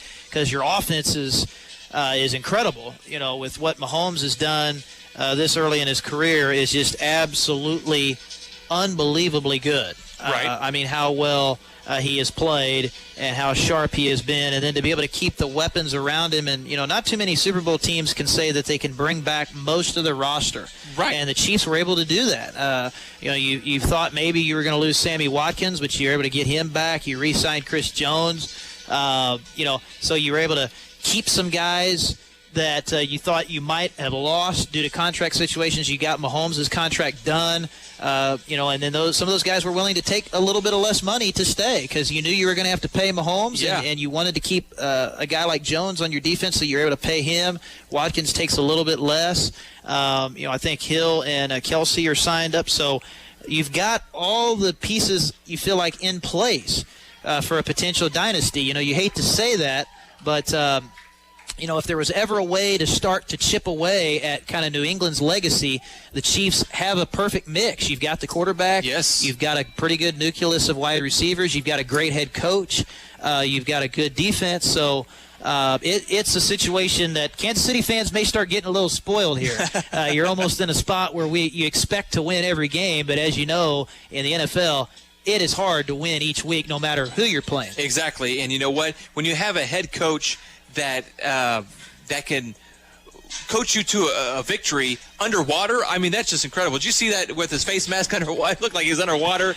Man, I tell you what. Kansas City's favorite beekeeper. Yes. There was a bunch of stuff going around about everybody joking about Andy fogging up. Even some of the broadcasters, I think Jim Nantz and Tony Romo that were doing that game last week in Los Angeles were talking about, Andy. Can Andy see? Is Andy okay back there? I think Andy's just fine. I think he's doing just great. I think he's doing just great. As long as he's able to dial up some plays and he's got all those weapons to dial them up to, I think he's going to be happy. I completely agree. Well, let's go ahead and take another 2-minute timeout here on the Banks Motors halftime show, as at least Oak Grove is back out on the field warming up for the second half, as we'll get some action for you coming up here in just a few minutes. CHS making their way out of the tunnel right now. You can see them well in the background if you're watching on mykdkd.com. CHS makes their way back onto the field for the second half here in just a few minutes. So we're going to take another 2-minute timeout. Of course, here's some words from our sponsors. Big thanks to all of them. And we'll be back with Cardinal football right here on 95.3 KDKD. Banks Motors is growing again. Now with over 60 quality pre-owned cars, trucks, and SUVs, and extensive financing options for everyone, we want to earn your business the right way. Banks Motors, where we treat our customers like family. Tune in for Bob's No Wake Zone boating radio show Saturday mornings at 8 a.m. on 95.3 KDKD. Join me, Master Captain Bob May, as we talk about recreational boating, safety, new products, and more as part of KDKD Outdoor HQ, sponsored by Oak Star Bank.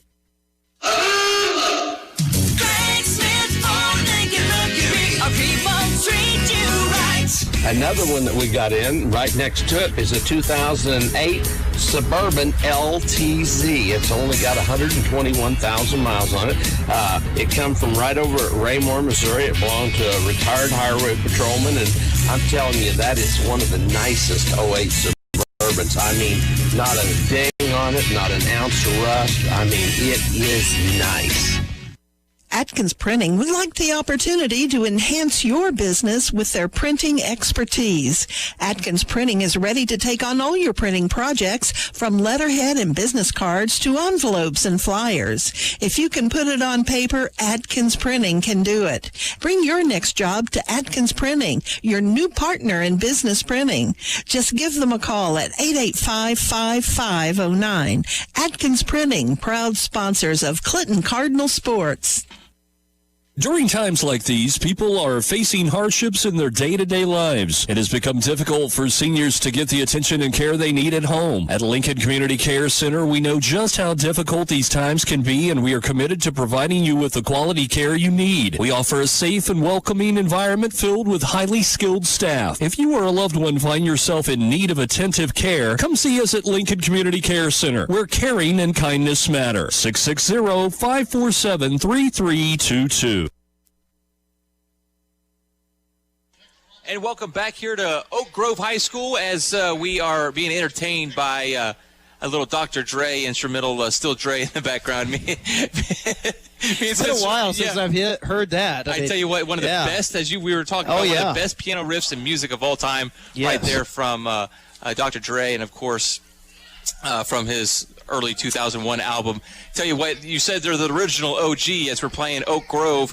OGs all over the place, and some Still Dre definitely kicking it off here tonight for the second half of football action. Well, CHS down in the end zone getting ready. How much time is on the clock? I cannot see the clock from my position. I think we're 1:16, and I don't know if they've put. I think that's with the additional 3 minutes back on. Okay. So I think we're getting close here. And Oak Grove will, I believe, get to football first.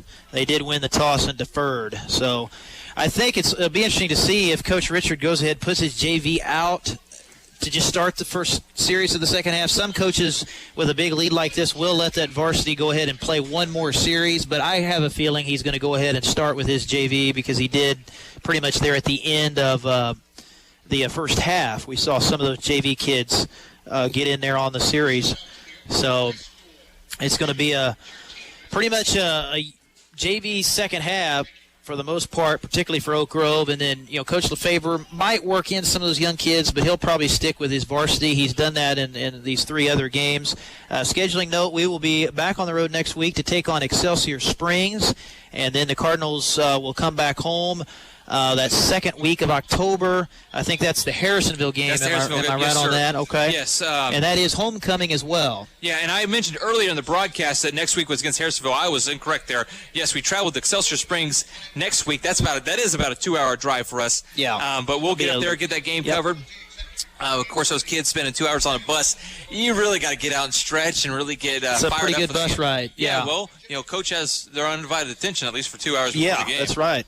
Yeah, that is the longest trip in the schedule, and that's kind of the case. In the MRVC, Excelsior is kind of not as geographically located as well as some of these other schools at Clinton. But they say the same thing whenever they have to come to Clinton. That's right. Yep. Wait until basketball season where we go there and they come here in the dead of winter.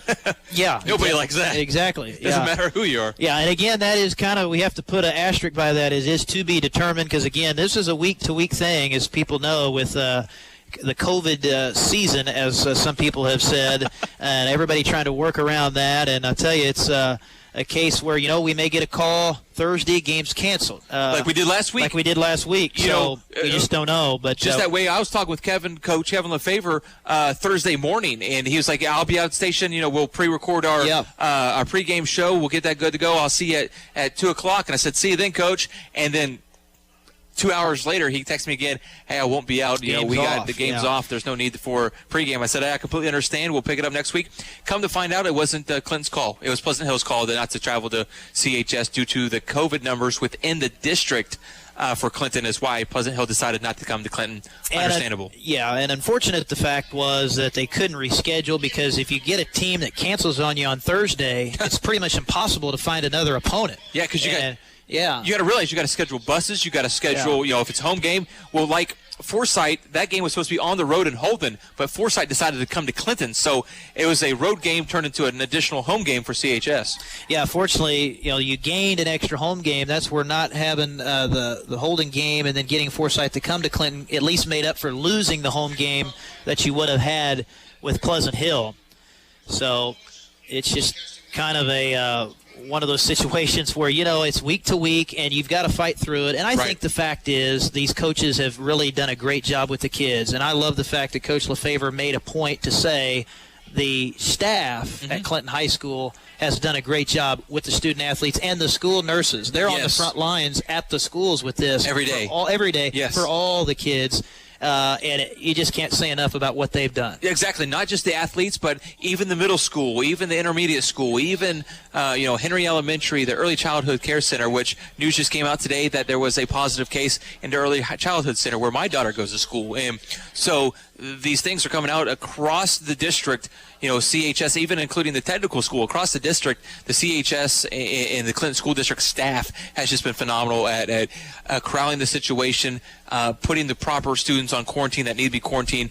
But a kid might not be positive, but they're still quarantined, and it might affect a sport or two that he or she plays as well. So the rescheduling and juggling of classrooms as well as athletics, extracurricular activities, all are in jeopardy every day, and big kudos out to administrative and the teachers.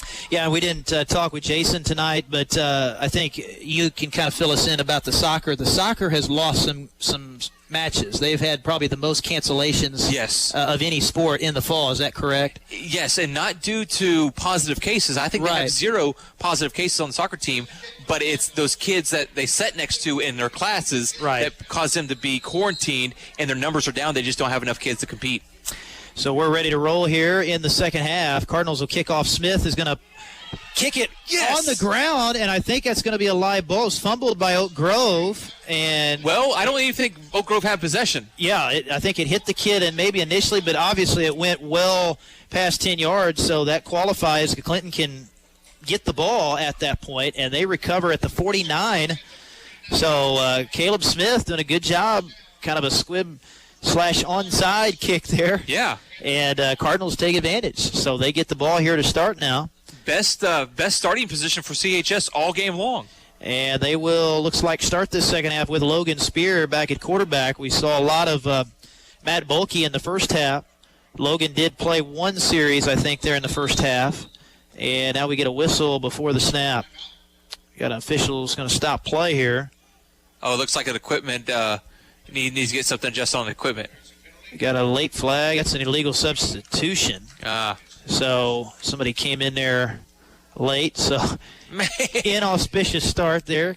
Just thinking you had great field position. Now you back up 5 yards for an illegal substitution. But Clint's still in great position, starting from the 46-yard line, waiting for the first snap. Yeah, brings you back across midfield, but not too much at the 46. So Spear back to pass. Pass is dropped over there at midfield by King.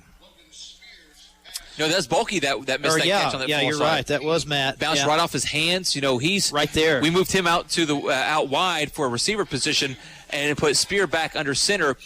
Clinton trying some different things here tonight. Got to mix it up. Got to throw them off their guard. You've seen this in the first half, but we're bringing this to you in the second half. We'll see how well it does for CHS as long as they can all get on the same page and communicate and get the ball where it needs to be. I think Clinton could be successful here in the second half of getting points on the board. Second down and 15 at the 46, just underway here in the third. Empty backfield, Spear back to pass. Screen left. Caught by Olsen. Turns up, got a wall in front. He's at midfield to the 40, to the 32 before they finally bring him down. So there's that screenplay again, Clayton. They go back to it. That's the play they scored the touchdown on earlier, and they get a big chunk play there. Big chunks of yards.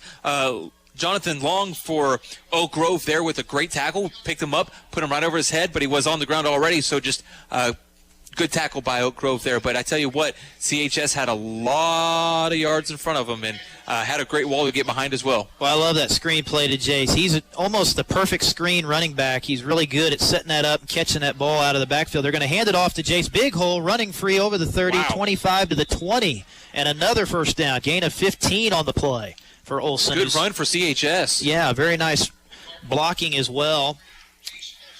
And again, this is against the JV defense here. I think there may be a few varsity in for Oak Grove on defense, but hey, this is about getting reps and putting plays together. If you're Clinton, getting into a rhythm. This game obviously out of hand right now, but you just got to keep playing like the score is 0-0. So Clinton threatening here at the Oak Grove 20 after recovering an onside to start the second half. They go back to Olsen on the dive, and he's over the 20 to the 18. Short gain that time. Spencer, you forgot to tell me to keep the camera going. Oh, well. It was still back at half. Sorry. That's all right. I know. I wish I had three hands sometimes. But I know, but it's tough. And Clayton, again, he's doing color and doing the camera here. So if you're just listening, we don't have another cameraman here. So Clayton's pulling double duty, and it's very hard to do both. That's for sure. And he's also keeping track of the scoring as well. So throw that into the mix. Second down and 7. Spear back to pass, fires in the end zone, and it is caught by Abernathy for the touchdown. What a pass by Logan Spear. That is outstanding. Threw that right up over the top of the corner, and JP hauls it in. Great catch as well by Abernathy on the back end of it. That is beautiful. Just how you draw it up. And that is a big touchdown for the Cardinals to get on the board here first in the second half. Cuts it to 62-12. And again, that set up after recovering the kick to start. But that was JP using that athleticism that he has, one-on-one back there with the corner, and reels it in. So extra point coming up here for CHS will be kicked by Cole Heinstead, and it is going to be blocked there at the line.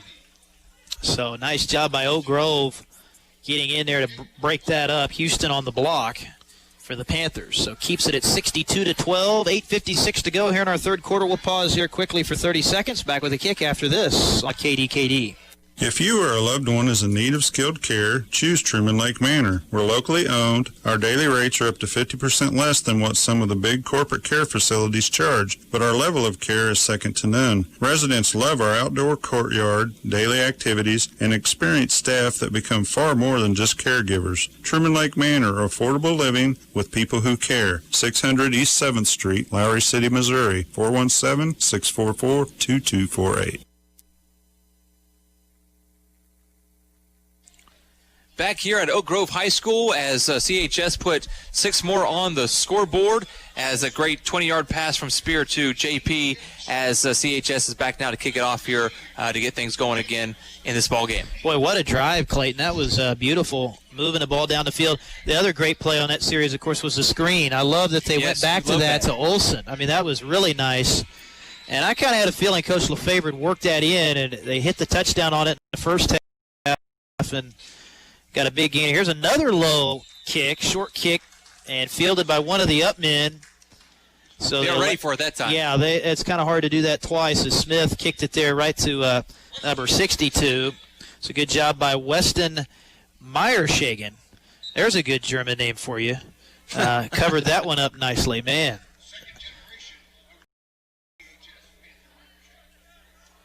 So first down at 10 for the Panthers. So this will be their first series here in the second half. And we'll see what they go with here. It looks like they are going to go with a JV offense. They put Brennan Griffin in there, although he did see a little bit of time with the first team at running back. And they hand off to Mason Weber, freshman. Weber hesitated there. When he got to the line, got to the pile, he wasn't being tackled, but he was standing in front of the pile, and he didn't know what to do before he cut to the right side to kind of about 2.5 yards on the play. But I tell you what, he kind of froze there in the backfield when he had that pile in front of him, didn't know which way to go or what to do with it. And they have more than enough kids to sub in with this huge roster that Oak Grove has. So they may have a couple sets of JV running backs here.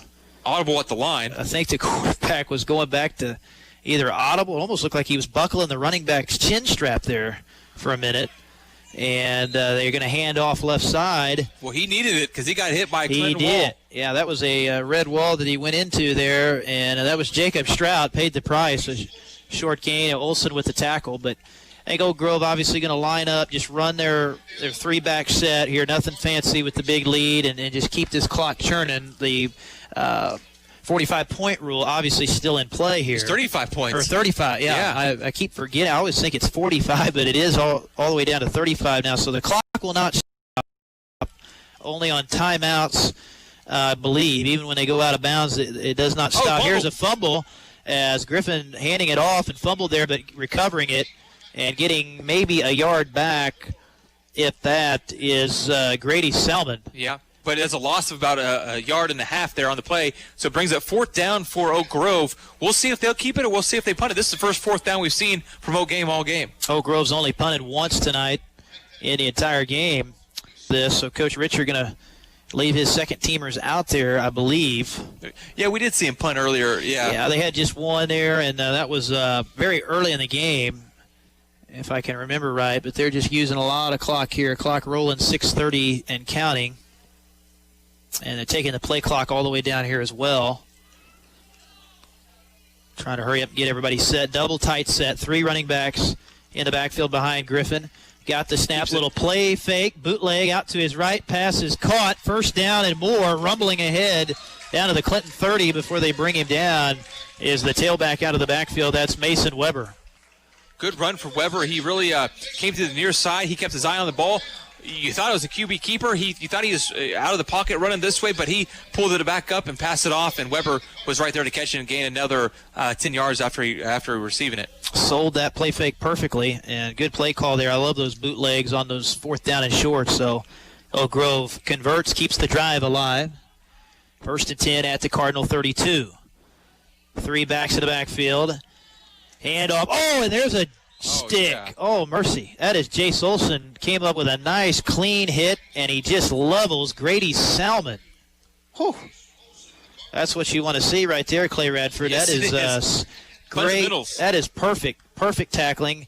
And I tell you, Coach Lefebvre might put that one on the tape and say, hey, this is how you play defense. And Jace Olsen comes up from his middle linebacker spot. Man, I wish we had a replay of that because that was excellent tackling. And I liked what Coach Lefebvre said, too, in the pregame. He said, we got to play violent on defense. And it's a physical game. And the fact is, I love what he said. First guy hits, second guy strips. Yep. And that if you play with that mentality, good things can happen on defense. As they hand it back off here, off right tackle. Salmon gets the call, and he's up near 1st down to about the 23. So he'll be 2, maybe 3 yards short. You know, one thing I'm seeing that Clinton defensive line is doing is they're dropping.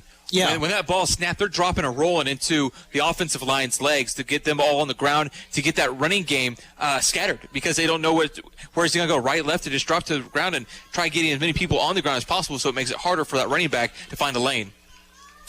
3rd and short for the Panthers. Clock rolling down here, coming up on about 4 minutes to go in the 3rd. Oak Grove on top 62-12. They've never trailed tonight in the ball game. And they're going to hand off running left. And some yardage to the 15. Initial forward progress is going to give him the 1st down. That's the second-string fullback, Jacob Stroud. 1st down, pickup of 7.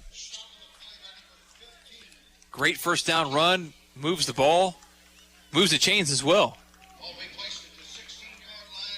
So that running attack, very, very tough, and it is an inside-style running game. A lot of teams run those outside sweeps. This is all an interior running game, which means those linemen, they block so quickly. The blocks develop very fast. It's very hard to defend. You've got to be really tough up front to stop this kind of a running game. Everything's packed in tight. Wing back right, tight end right. Here a little short pitch off the right side. Big gain, 10-5, looking for the end zone, and he is in there. That's a touchdown for number 24, Grady Salmon.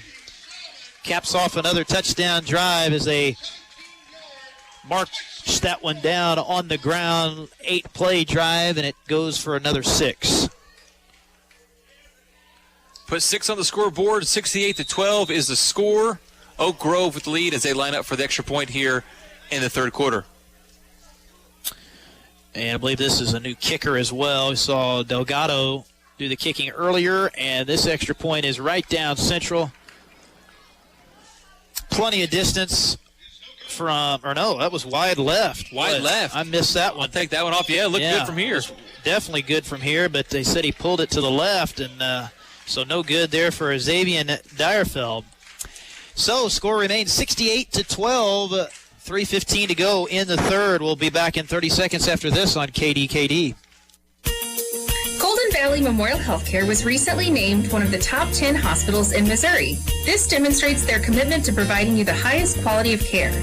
Their team of highly trained medical specialists provide a wide range of services, including specialized areas, to ensure you can get the care you need close to home. Call 660-890-7300 to schedule an appointment. Golden Valley Memorial Healthcare, dedicated to providing you the golden standard of care. Clay Radford and Spencer Edgeworth is back with you here on 95.3 KDKD with Clinton Cardinal Football action. Big thank you to our sponsors, of course, GVMH. They also provide the trainer for the Clinton football team as well. Big Jackie Winter down there doing her best to keep these kids healthy whenever they do get injured out there on the field. But big thanks to all of our great sponsors, GVMH being one of those. Well, it's 68-12 after the Oak Grove touchdown. Here's the kickoff, and here's the play-by-play with Spencer Edwards. Another low kick here by Dreinfeld, and it's returned off the right side over the 35 near the 40. On the return is Jake Worsig. So Clinton put together a nice scoring drive last time out, but good to get some points on the board here tonight, Clay. Obviously, you're not going to win this ball game, but just to get some points, you didn't want to go through another shutout. Cardinals, though, have given up the most points tonight that they have in all their 3 previous games. Right. But again, playing a high-powered attack, and this Oak Grove team, they're going to score their fair share of points the rest of this season, I think. But they do face a quandary where I think if Oak Grove, if they do play a team that can stop the run, I don't know that they can throw the ball as effectively. That would be probably their one weak link where they don't really have maybe a consistent passing game to go to if you can shut their running game down. As Spear back to pass, here's the screen again, a little dump off left side for Olsen. He's got blockers in front, and he's up over the 45 near midfield. It's going to depend on the spot, and he's going to be awfully close to the first down. That little he's got it. From screen, here, I think he's got it. Yeah, it's very close. They had 5 guys downfield blocking that time on that screen. So you like that play? You think it's very effective? It's definitely effective. I can see that, but you think it's very effective for CHS to continue to run that because it's working for them in getting their secondary for Oak Grove off kilter. They're not expecting it when that ball gets dropped over the top like that. Yeah, a screen is just a good play because when you have a defense that's overplaying a little bit, they have a tendency to get real aggressive. You just drop that over the top, but Olsen does a good job of selling it. 2nd down and 1. They didn't give him that first there, but they go to the air, and it's incomplete. Pass to the left side is incomplete, intended there for Worsig. So it sets up a 3rd down and short for the Cardinals at the Oak Grove 48. Coming down to the end of this third quarter. That pass was a little wide for him. Worsig couldn't quite get his hands wrapped around it before he brought it down. But good idea, right idea to see that man that wasn't covered open underneath. Couldn't quite get it to him. The ball was out a little bit wide, and he reached for it, just couldn't pull it in. Olsen has the most yards by an individual player, I think. Of course, we'll have the final numbers at the end, but right now I've got him down for over 70 yards, all-purpose yards. That's rushing and receiving. And then he's got a touchdown. J.P. Abernathy has the other touchdown tonight for CHS. 3rd down and a yard. Spear back to pass. Caught by J.P. on the right side. He's got the first down. Nice little move there at the 50. Still jukes to the 40. And that's a nice run for J.P. Got a late flag down. Uh-oh. Hope that's not a late personal foul on Clinton. It looks like it might because I seen one of the Oak Grove players pretend to throw a flag himself. I saw the same thing as well, and, man, it would be a shame because that was an easy first down. And you just hate to see those after the play. Yeah. It has nothing to do with the play. Was something said, something done, you just don't know. Yep. And you hate to see that. CHS is walking backwards. Officials having a conference. Yeah, they gave him the 40, so it was going to be at least a 15-yard gain and a first down, but this is probably coming back. We're going to get the signal here by the white hat in just a moment. Dead ball, personal foul on Clinton. Something he said, I bet you. Yeah, and it happened pretty late. So that takes us to the end of the third quarter, and it's going to be a third down and long for Clinton when we come back to start the fourth. So final quarter coming up, 68-12, Oak Grove on top, back in 60 on KDKD. Hey, Cardinal fans! Oakstar Bank now offers Clinton Cardinal Visa debit cards. You can help raise money for our fighting Cardinals when you use your Oakstar Bank Cardinal debit card. Simply select credit to sign for purchases, and a percentage of each transaction will be given to the Clinton Public Schools. So stand up and show your Cardinal pride with your new Cardinal debit card from Oakstar Bank, located on North 2nd Street in Clinton. Member FDIC, Equal Housing Lender. Your home is a special place. Everything you put in it should make you happy and comfortable. The way you decorate, the colors, and the products you choose all become part of your total living environment. Hi, this is Sandy with Integrity Floors. We are committed to providing you with the top quality carpets, vinyls, hardwoods, tile, and eye-catching window treatments that you need to make your home or business the best it can be. Ask us for a free no-obligation measure and estimate. Integrity Floors, 1806 East Ohio, next to West Lakes in Clinton. Integrity. Our name says it all. Come see us. Start of the fourth quarter here at Oak Grove High School, and the Panthers on their way to win number 4. They'll go to 4-1 on the year. Cardinals, unfortunately, going to fall here to 0-4. How you got to say that? We're just now starting the fourth quarter. You know, I'm sorry, but I hate to break the news, but I just think it's out of the cards tonight. Yeah. Pun intended. 68-12. Yeah, it's going to be awfully, awfully tough. To say the least. They have to have a major, major meltdown here as the sack here for Oak Grove on 3rd and long, and Spear sacked at the 40. And that'll be the 5th sack given up tonight by Clinton. And that did hurt him early. He had a couple series there in that first quarter where they really got behind the 8 ball, gave up some sacks. You had the turnovers. I think, Clayton, you said you had 8 turnovers at half, and still 8. They have not had one, though, in the second half. They've done a much better job in the second half, moving the ball. They got a couple touchdowns up on the board, and so you've made, I think, some more progress. You've seen what's worked a little bit more, and again, you're just giving this varsity group, the first team, some snaps. It's been mostly a JV second half for Oak Grove on both sides of the ball. So 2nd and 15, they go to the air, deep pass here, and Spear had King open, but threw that one to his left a little bit too far. Actually threw it out of bounds. So it falls down to the ground harmlessly, and it'll be 3rd down and long now for the Cardinals. 3rd and 15 with 10:55 to go in the ball game. You know, there's been some passes where the ball's thrown up and it hasn't landed without consequences for CHS, where they just kind of throw it up there. It's been picked off 3 times, some from Spear, or I think 1 from Spear, and then 2 from Olsen when he was under, or Bulkey when he was under center. Spear back to pass, going to drop straight back this time. Little dump off left side for Olsen. Turns it upfield, has the 45, and he's got midfield and into Oak Grove territory, but he's going to be 2, maybe 3 yards short of the first down. Got awfully close, but picks up another big gain. But he's had a good game tonight statistically for Clinton. He'll go down in the stat sheet as the top guy for all-purpose yards, but yeah, we've seen more of Spear in the. Well, it's been actually all Spear, I guess, here in the second half. Yeah, we saw mostly Bulkey, but Coach Lefevre changing that quarterback up tonight, and I think it's probably going to stay that way. You may see just kind of a 2-quarterback system the rest of the season. And Coach Lefevre, why not? Going to go for this, looks like. 4th down and a long 2. Ball at the Oak Grove 48. 4 wide receivers. Back to pass Spear. Hits his target, 1st down. And that is, I believe, King. Or no, Worsig to the 35. Yeah, nice grab there by Jake. 1st down gain of about 18 to move the sticks. Jake Worsig really getting some action for CHS here tonight and doing a great job while he's at it in catching the ball, moving the sticks. That's exactly what you want. Spear definitely better, as most quarterbacks are when they're not running for their life. Right. But you know, he's more of your big, tall, 6'5" pocket passer type quarterback. But man, when he has time to throw, he's got a pretty good arm, and he can rip it in there. Spear back to pass here, being rushed this time. Steps up, fires, pretty good ball. Oh, that could be pass interference. Well, they're going to say uncatchable. I think that's why, because there was some contact. You're right, but I think they said that ball was uncatchable for JP as he kind of got tangled up with the corner down there, Sheldon Waller. Man. But it was close. Yeah, it was close. I'm kind of surprised they didn't throw the flag on that, but they're going to make it second down and 10 here from the 34. Panthers will be taking on Pleasant Hill next week in their next game. If Pleasant Hill doesn't cancel on them. Right. Yeah, I tell you, they may not want to play Oak Grove. Yeah. I may just call them up and say, hey, we're sick. You guys are too good. We're just not going to play. We'll use COVID as an excuse, I guess. Second down and 10. Line of scrimmage, the 34. 8:16 to go in the ball game. Oh, low snap. Lance Spear has to fall on that at the 40.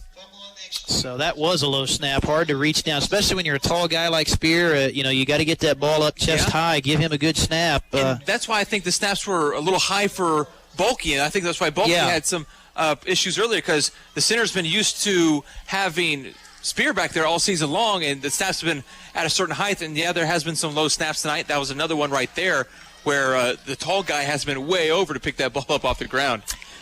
So a loss on that play makes it 3rd and 16, back at the 40. Ball still on the Oak Grove side of the field for Clinton. 4 wide receivers. Olsen in the backfield with Spear. He takes the snap, drops straight back, gets rid of it before the rush. Caught in the flat by Olsen. Turns it up, 35-30, 25, down to the 22, and he's got the first down. Great job by Spear. Didn't panic, just lofted that, had his little safety valve out there, Jace Olsen. And Jace, he's got a good knack for getting yards after the catch, doesn't he? He does. I mean, we've seen him tonight, Clayton. Every time he's caught the ball, he's had positive yards after the catch. Absolutely. He's picking up that rack, and that rack is moving the Cardinals down the field and has multiple times throughout this, drop over the top. And that's, again, Clinton making that play effective, and it's working for them. They need to keep with it, do a couple runs, just drop it over top every once in a while, and it's been effective for CHS. First down and 10, so Clinton looking for another late touchdown here possibly. Going to have King wide right, trips to the left. Oak Grove just going to rush for a little pump fake here for Spear. Now double pumps, fires it. Ooh, a little late as he was looking for King, and it was almost picked off as it's knocked down. Threw that one just a little bit behind him. King has had a good night tonight, though. He's caught a couple big passes in the contest. I'd like to get him a touchdown as well here before the ball game's over. Second down, 10 to go. Line of scrimmage, the 23 for Clinton. They'll go empty backfield this time. Olsen, the running back, he split really close to the line of that left side. They're going to give it to him. Little counter trap inside, 20, 15. Down to about the 14. That's a nice little wrinkle there. I like that look. You move Olsen, you move him over kind of like he's a tight end, so you kind of disguise him a little bit, and then you just bring him right back in on the old counter tray. You don't see that play run that often anymore, but that worked that time. And, well, they gave him the first down, looks like. Yeah. Defensive line moved right past the offensive line of Clinton and was in the backfield, but they didn't know the ball was off already upfield with Olsen moving the ball out there like that. Great run play disguised by CHS. Yeah, I think he did get a generous spot there, but we'll take it. Here's a little throwback again, a little dump off left side back to Olsen. Has the 10, has the 5, and pounds towards that pylon. He's going to be awfully close, but he's going to be just short. Yeah, he's just short of the goal line by about a half an inch, I think. So they'll put him down at the 1. Look for a QB keeper here. I think I can see Spear keeping it and sneaking it right up the center on a play like this for CHS. Something we haven't seen for a while from CHS. Yeah, he's got the size to do it, certainly. So a lot of options here for Coach Lefebvre when you're down on the 1 like this. So Clinton putting together a little drive here late in this game, and you at least have a chance to get 20 points up on the board here. Make the score look a little bit more respectable. Spear inside handoff. They go to Olsen, and he's going to have a walk-in touchdown. There we go. So Jace, nice looking run there to cap off a drive where he caught a couple nice passes as well. Had some big yak yards, and, man, that's a good way to finish it. So Jace with 2 of the 3 Clinton touchdowns here tonight. And that makes it 68-18 with 4:36 to go. Offense staying out there for CHS. I don't think they're on kick it. They're on go for the 2 points. Yep, looks like it. And they didn't get the last 2-point conversion, so they'll try here for 1 as well. Abernathy wide to that right side. Olsen in the backfield with Logan Spear. He's got the snap. Looking left side. Got King on the shallow cross, and the two-point conversion is good. So nice job by Clinton, just fighting here, even though the game's out of reach, just putting offensive plays together. And that's a nice little methodical drive down the field, and that gets it to 68-20 with 4:36 to go in the ball game. So we'll take it back for 30. Kick coming up after this on KDKD. When you hit that critical time of life, considering what will happen with your estate when you're not here, we have more than 30 years of experience helping others make those decisions. When we say call us at Doty Legacy Group, the key word is legacy. It's all about taking care of you and getting it to the next generation the best way possible. Call us at 660-885-8835.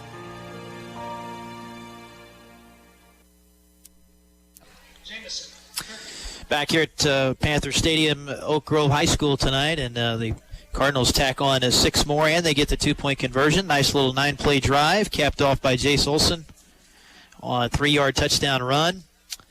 So Clinton will kick things off from the 40. Looks like we've got a new kicker out there now for Clinton. We saw Caleb Smith kick a couple there early in the second half, actually kicked the onside to start the second half. And kicking off here will be Cole Heinstead, deep, short, middle kick. And it's going to be fielded on the run, coming up the middle of the field over the 40, 45, and tripped up just shy of midfield is Carson Smith. You know, Clinton really putting some offensive series together that is very promising. Some of the work off of, some of the build. They go back and watch film on how they executed those plays and really see where the holes opened up, where the lanes opened up for the passing lanes opened up, and really build off that. And yeah, they're going against the Oak Grove JV, but they got to build off that. They got to take all the positive they can from the positive plays that they're getting, and they've been putting points on the board. CHS has 20 points this game. That's no laughing matter at this Cardinal offense here tonight. Third quarterback of the night in here. This is Grady Hudseth. Hands off and Long on the carry, his first of the night. Takes it across midfield for a short gain. So I think they're down to the third stringers now, Clayton. They've got just so much depth on this team. Yes. Well, look at the number of kids they have out for football. I mean, you got 60 kids on the roster. They've got, I think they honestly have 4 quarterbacks listed. And and there's a busted play, but he did get the handoff there barely to his tailback. Yeah, how he took the snap, and as he got tripped up on one of his running back's feet, he was falling to the ground, and as he's falling, he hit it off to the center back, and he grabbed the ball and ran for no gain, it looks like. Now we have another quarterback in, I think. Well, you said they had 4, so they might as well use all they're 4 down, I think so. We're down to 4 now. This is Tarver Muntz in. So 3rd and 5, 2:51 to go in the contest. He's going to hand the dive off up the middle, pounding his way over the 40 to the Clinton 39. Bowling his way through that Clinton defensive line. That was Mason Weber. And, you know, if you're the 4th-string quarterback, you say, come on, Coach, let me throw the ball. Come on, please. Do I really have to hand this ball off here? But that would not look good, shall we say, if you drop back to pass with Coach Richard up 68-12. But honestly, he's not going to do that. I'm obviously joking, but it would be something he's probably thinking, man, if I could just throw one pass would be great. So they'll hand off again here, and short gain on the play back to Mason Weber. And a gain of a yard or 2. But as a young quarterback like that, you got to learn to manage the game and manage the clock, get the play in, get it off to your players, know what play you're running, make sure you're running the right plays. As a young quarterback, you know, 2nd string, 3rd string, 4th string, whatever it may be, you got to learn to manage the game, and this is a good learning opportunity for the Panther quarterback. 2nd down and 8 at the 36. Muntz takes a snap, tosses right. And that is Salmon, who had a touchdown a moment ago. He's the only JV guy that scored tonight for Oak Grove. And he's knocked down short of the 33. So it'll be 3rd and short as Olsen, the initial defender on the play for Clinton. So Tarver's going to come out. 4th-stringer. We're going to see Hudseth back into the game now. So they go back to their 3rd stringer. Coming up on a minute to go in the contest. Trips in the backfield on 3rd and 3. Handoff left side, and nice little cut there from Salmon to the 30. And he's going to be short of the first down. Check that. That's actually Jarrett Long on that carry, but he is short. He's going to be right at the 30 where he needed to get to the 29. It's going to bring up a 4th down. So timeout called here by Clinton. We'll go ahead and keep it here. Want to thank our sponsors again tonight. Appreciate Mike Keith Insurance, Banks Motors. Of course, Mike Keith, our pregame sponsor. Banks Motors, our halftime sponsor as well. Oak Star Bank, Integrity Floors, Hawthorne Bank, Doty Legacy Group, Greg Smith Ford Lincoln, Atkins Printing, Lincoln Community Care Center, Troby's Maytag Home Appliance, Heartland Hospice, Truman Lake Manor, and Golden Valley Medical Hospital. Proud supporters of Clinton sports this year here on KDKD. And hard to believe, Clayton, we get this time of year and, football season, obviously it's been a little bit different this year. We missed a week, but it just flies by. I mean, we're already next week will be week 6. Yeah. So we're over halfway done.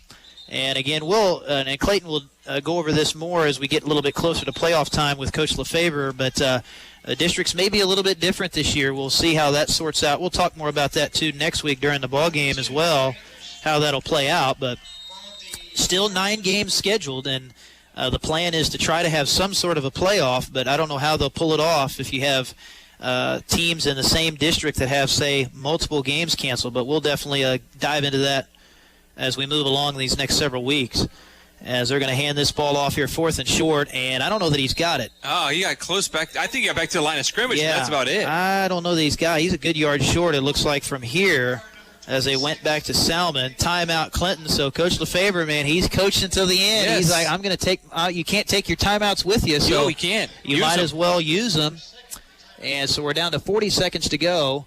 And Clinton's going to get this football here, 1st down and 10. So nice job by the defense coming up with a late stop and not allowing them to just pound that ball up the middle and get another 1st down and possibly another touchdown. So honestly, the defense has held Oak Grove with just 1 touchdown for them in the second half. Yeah, so, and granted, that's JV, but still, I mean, that's still an improvement. It's an improvement for CHS. Yeah. Again, even on the defensive side, they can look at the camera, look at the video, and see what worked for them and execute it and emphasize that in practice and build and grow on that. And CHS will be able to take the small in-game victories, and even though they lose the game, but they can take the small in-game victories and really work on those and make them even better and tweak them to have a stronger offense and defensive team out there.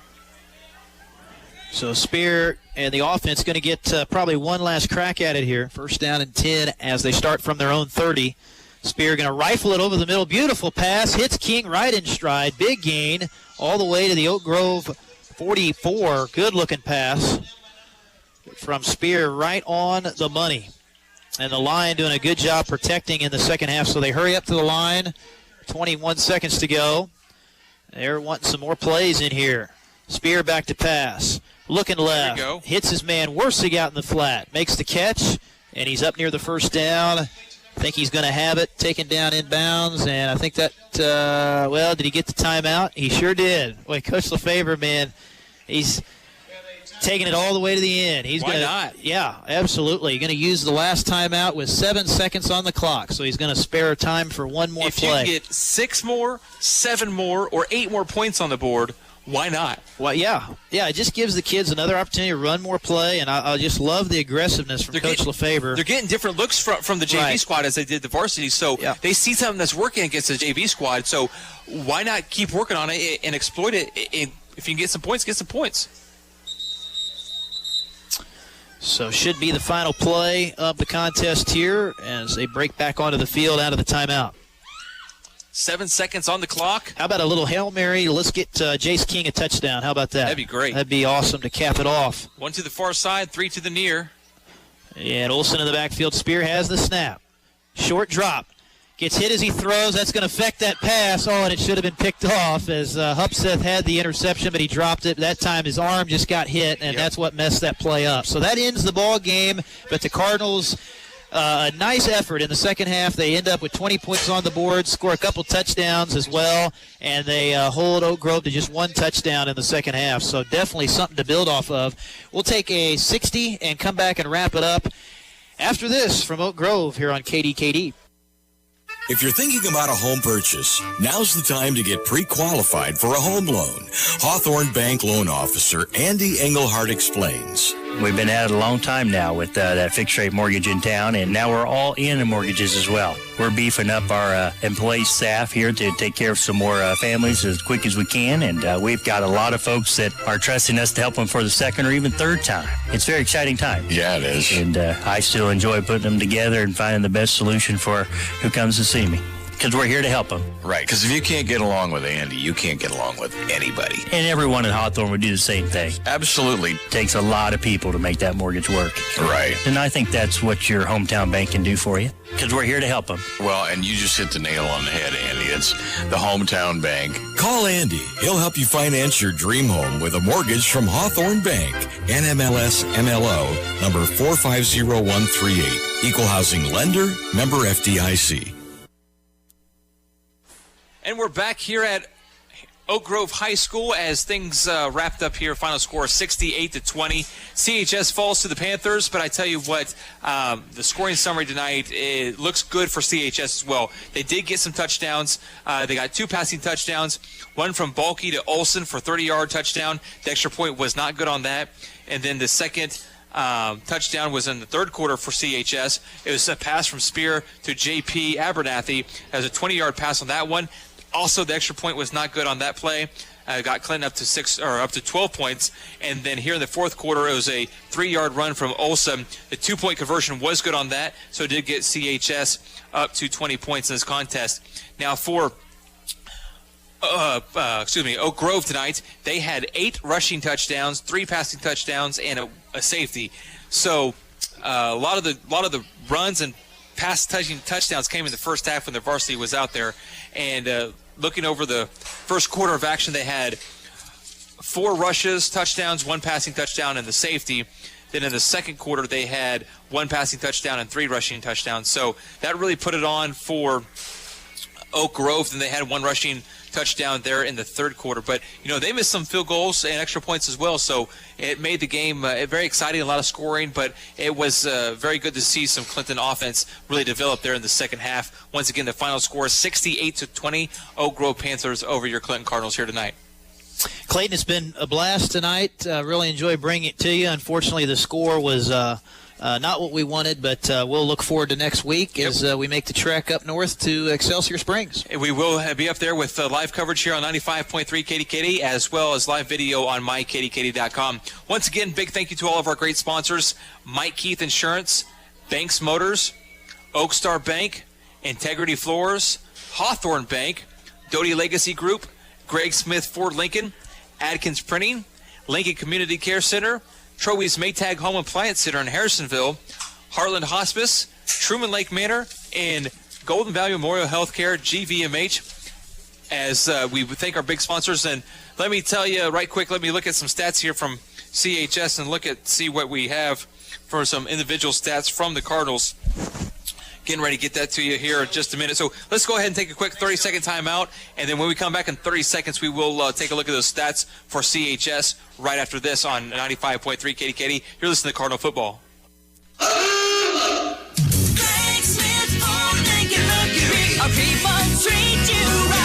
Another one that we got in right next to it is a 2008 Suburban LTZ. It's only got 121,000 miles on it. It come from right over at Raymore, Missouri. It belonged to a retired highway patrolman, and I'm telling you, that is one of the nicest 08 Suburbans. I mean, not a ding on it, not an ounce of rust. I mean, it is nice.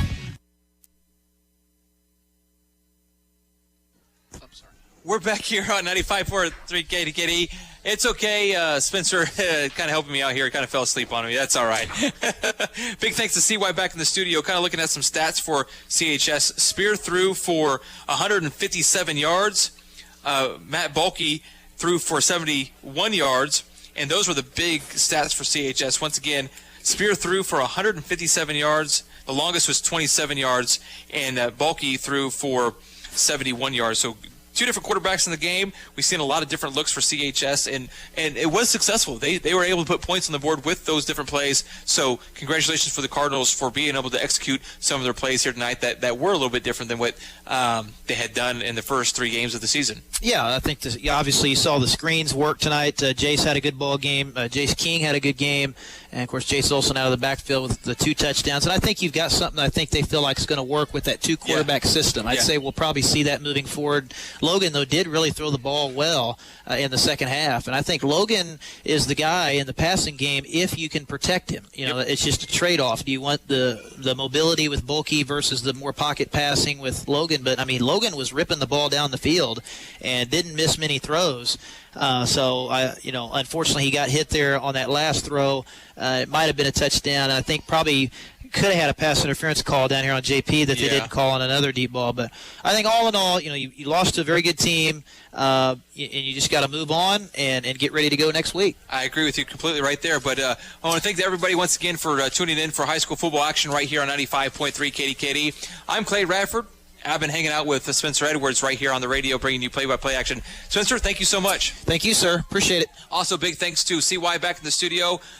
Chris always does a great job of keeping us on air, keeping us up and going. So, CY, thank you, sir. And this has been Clinton Cardinal Football on 95.3 KDKD.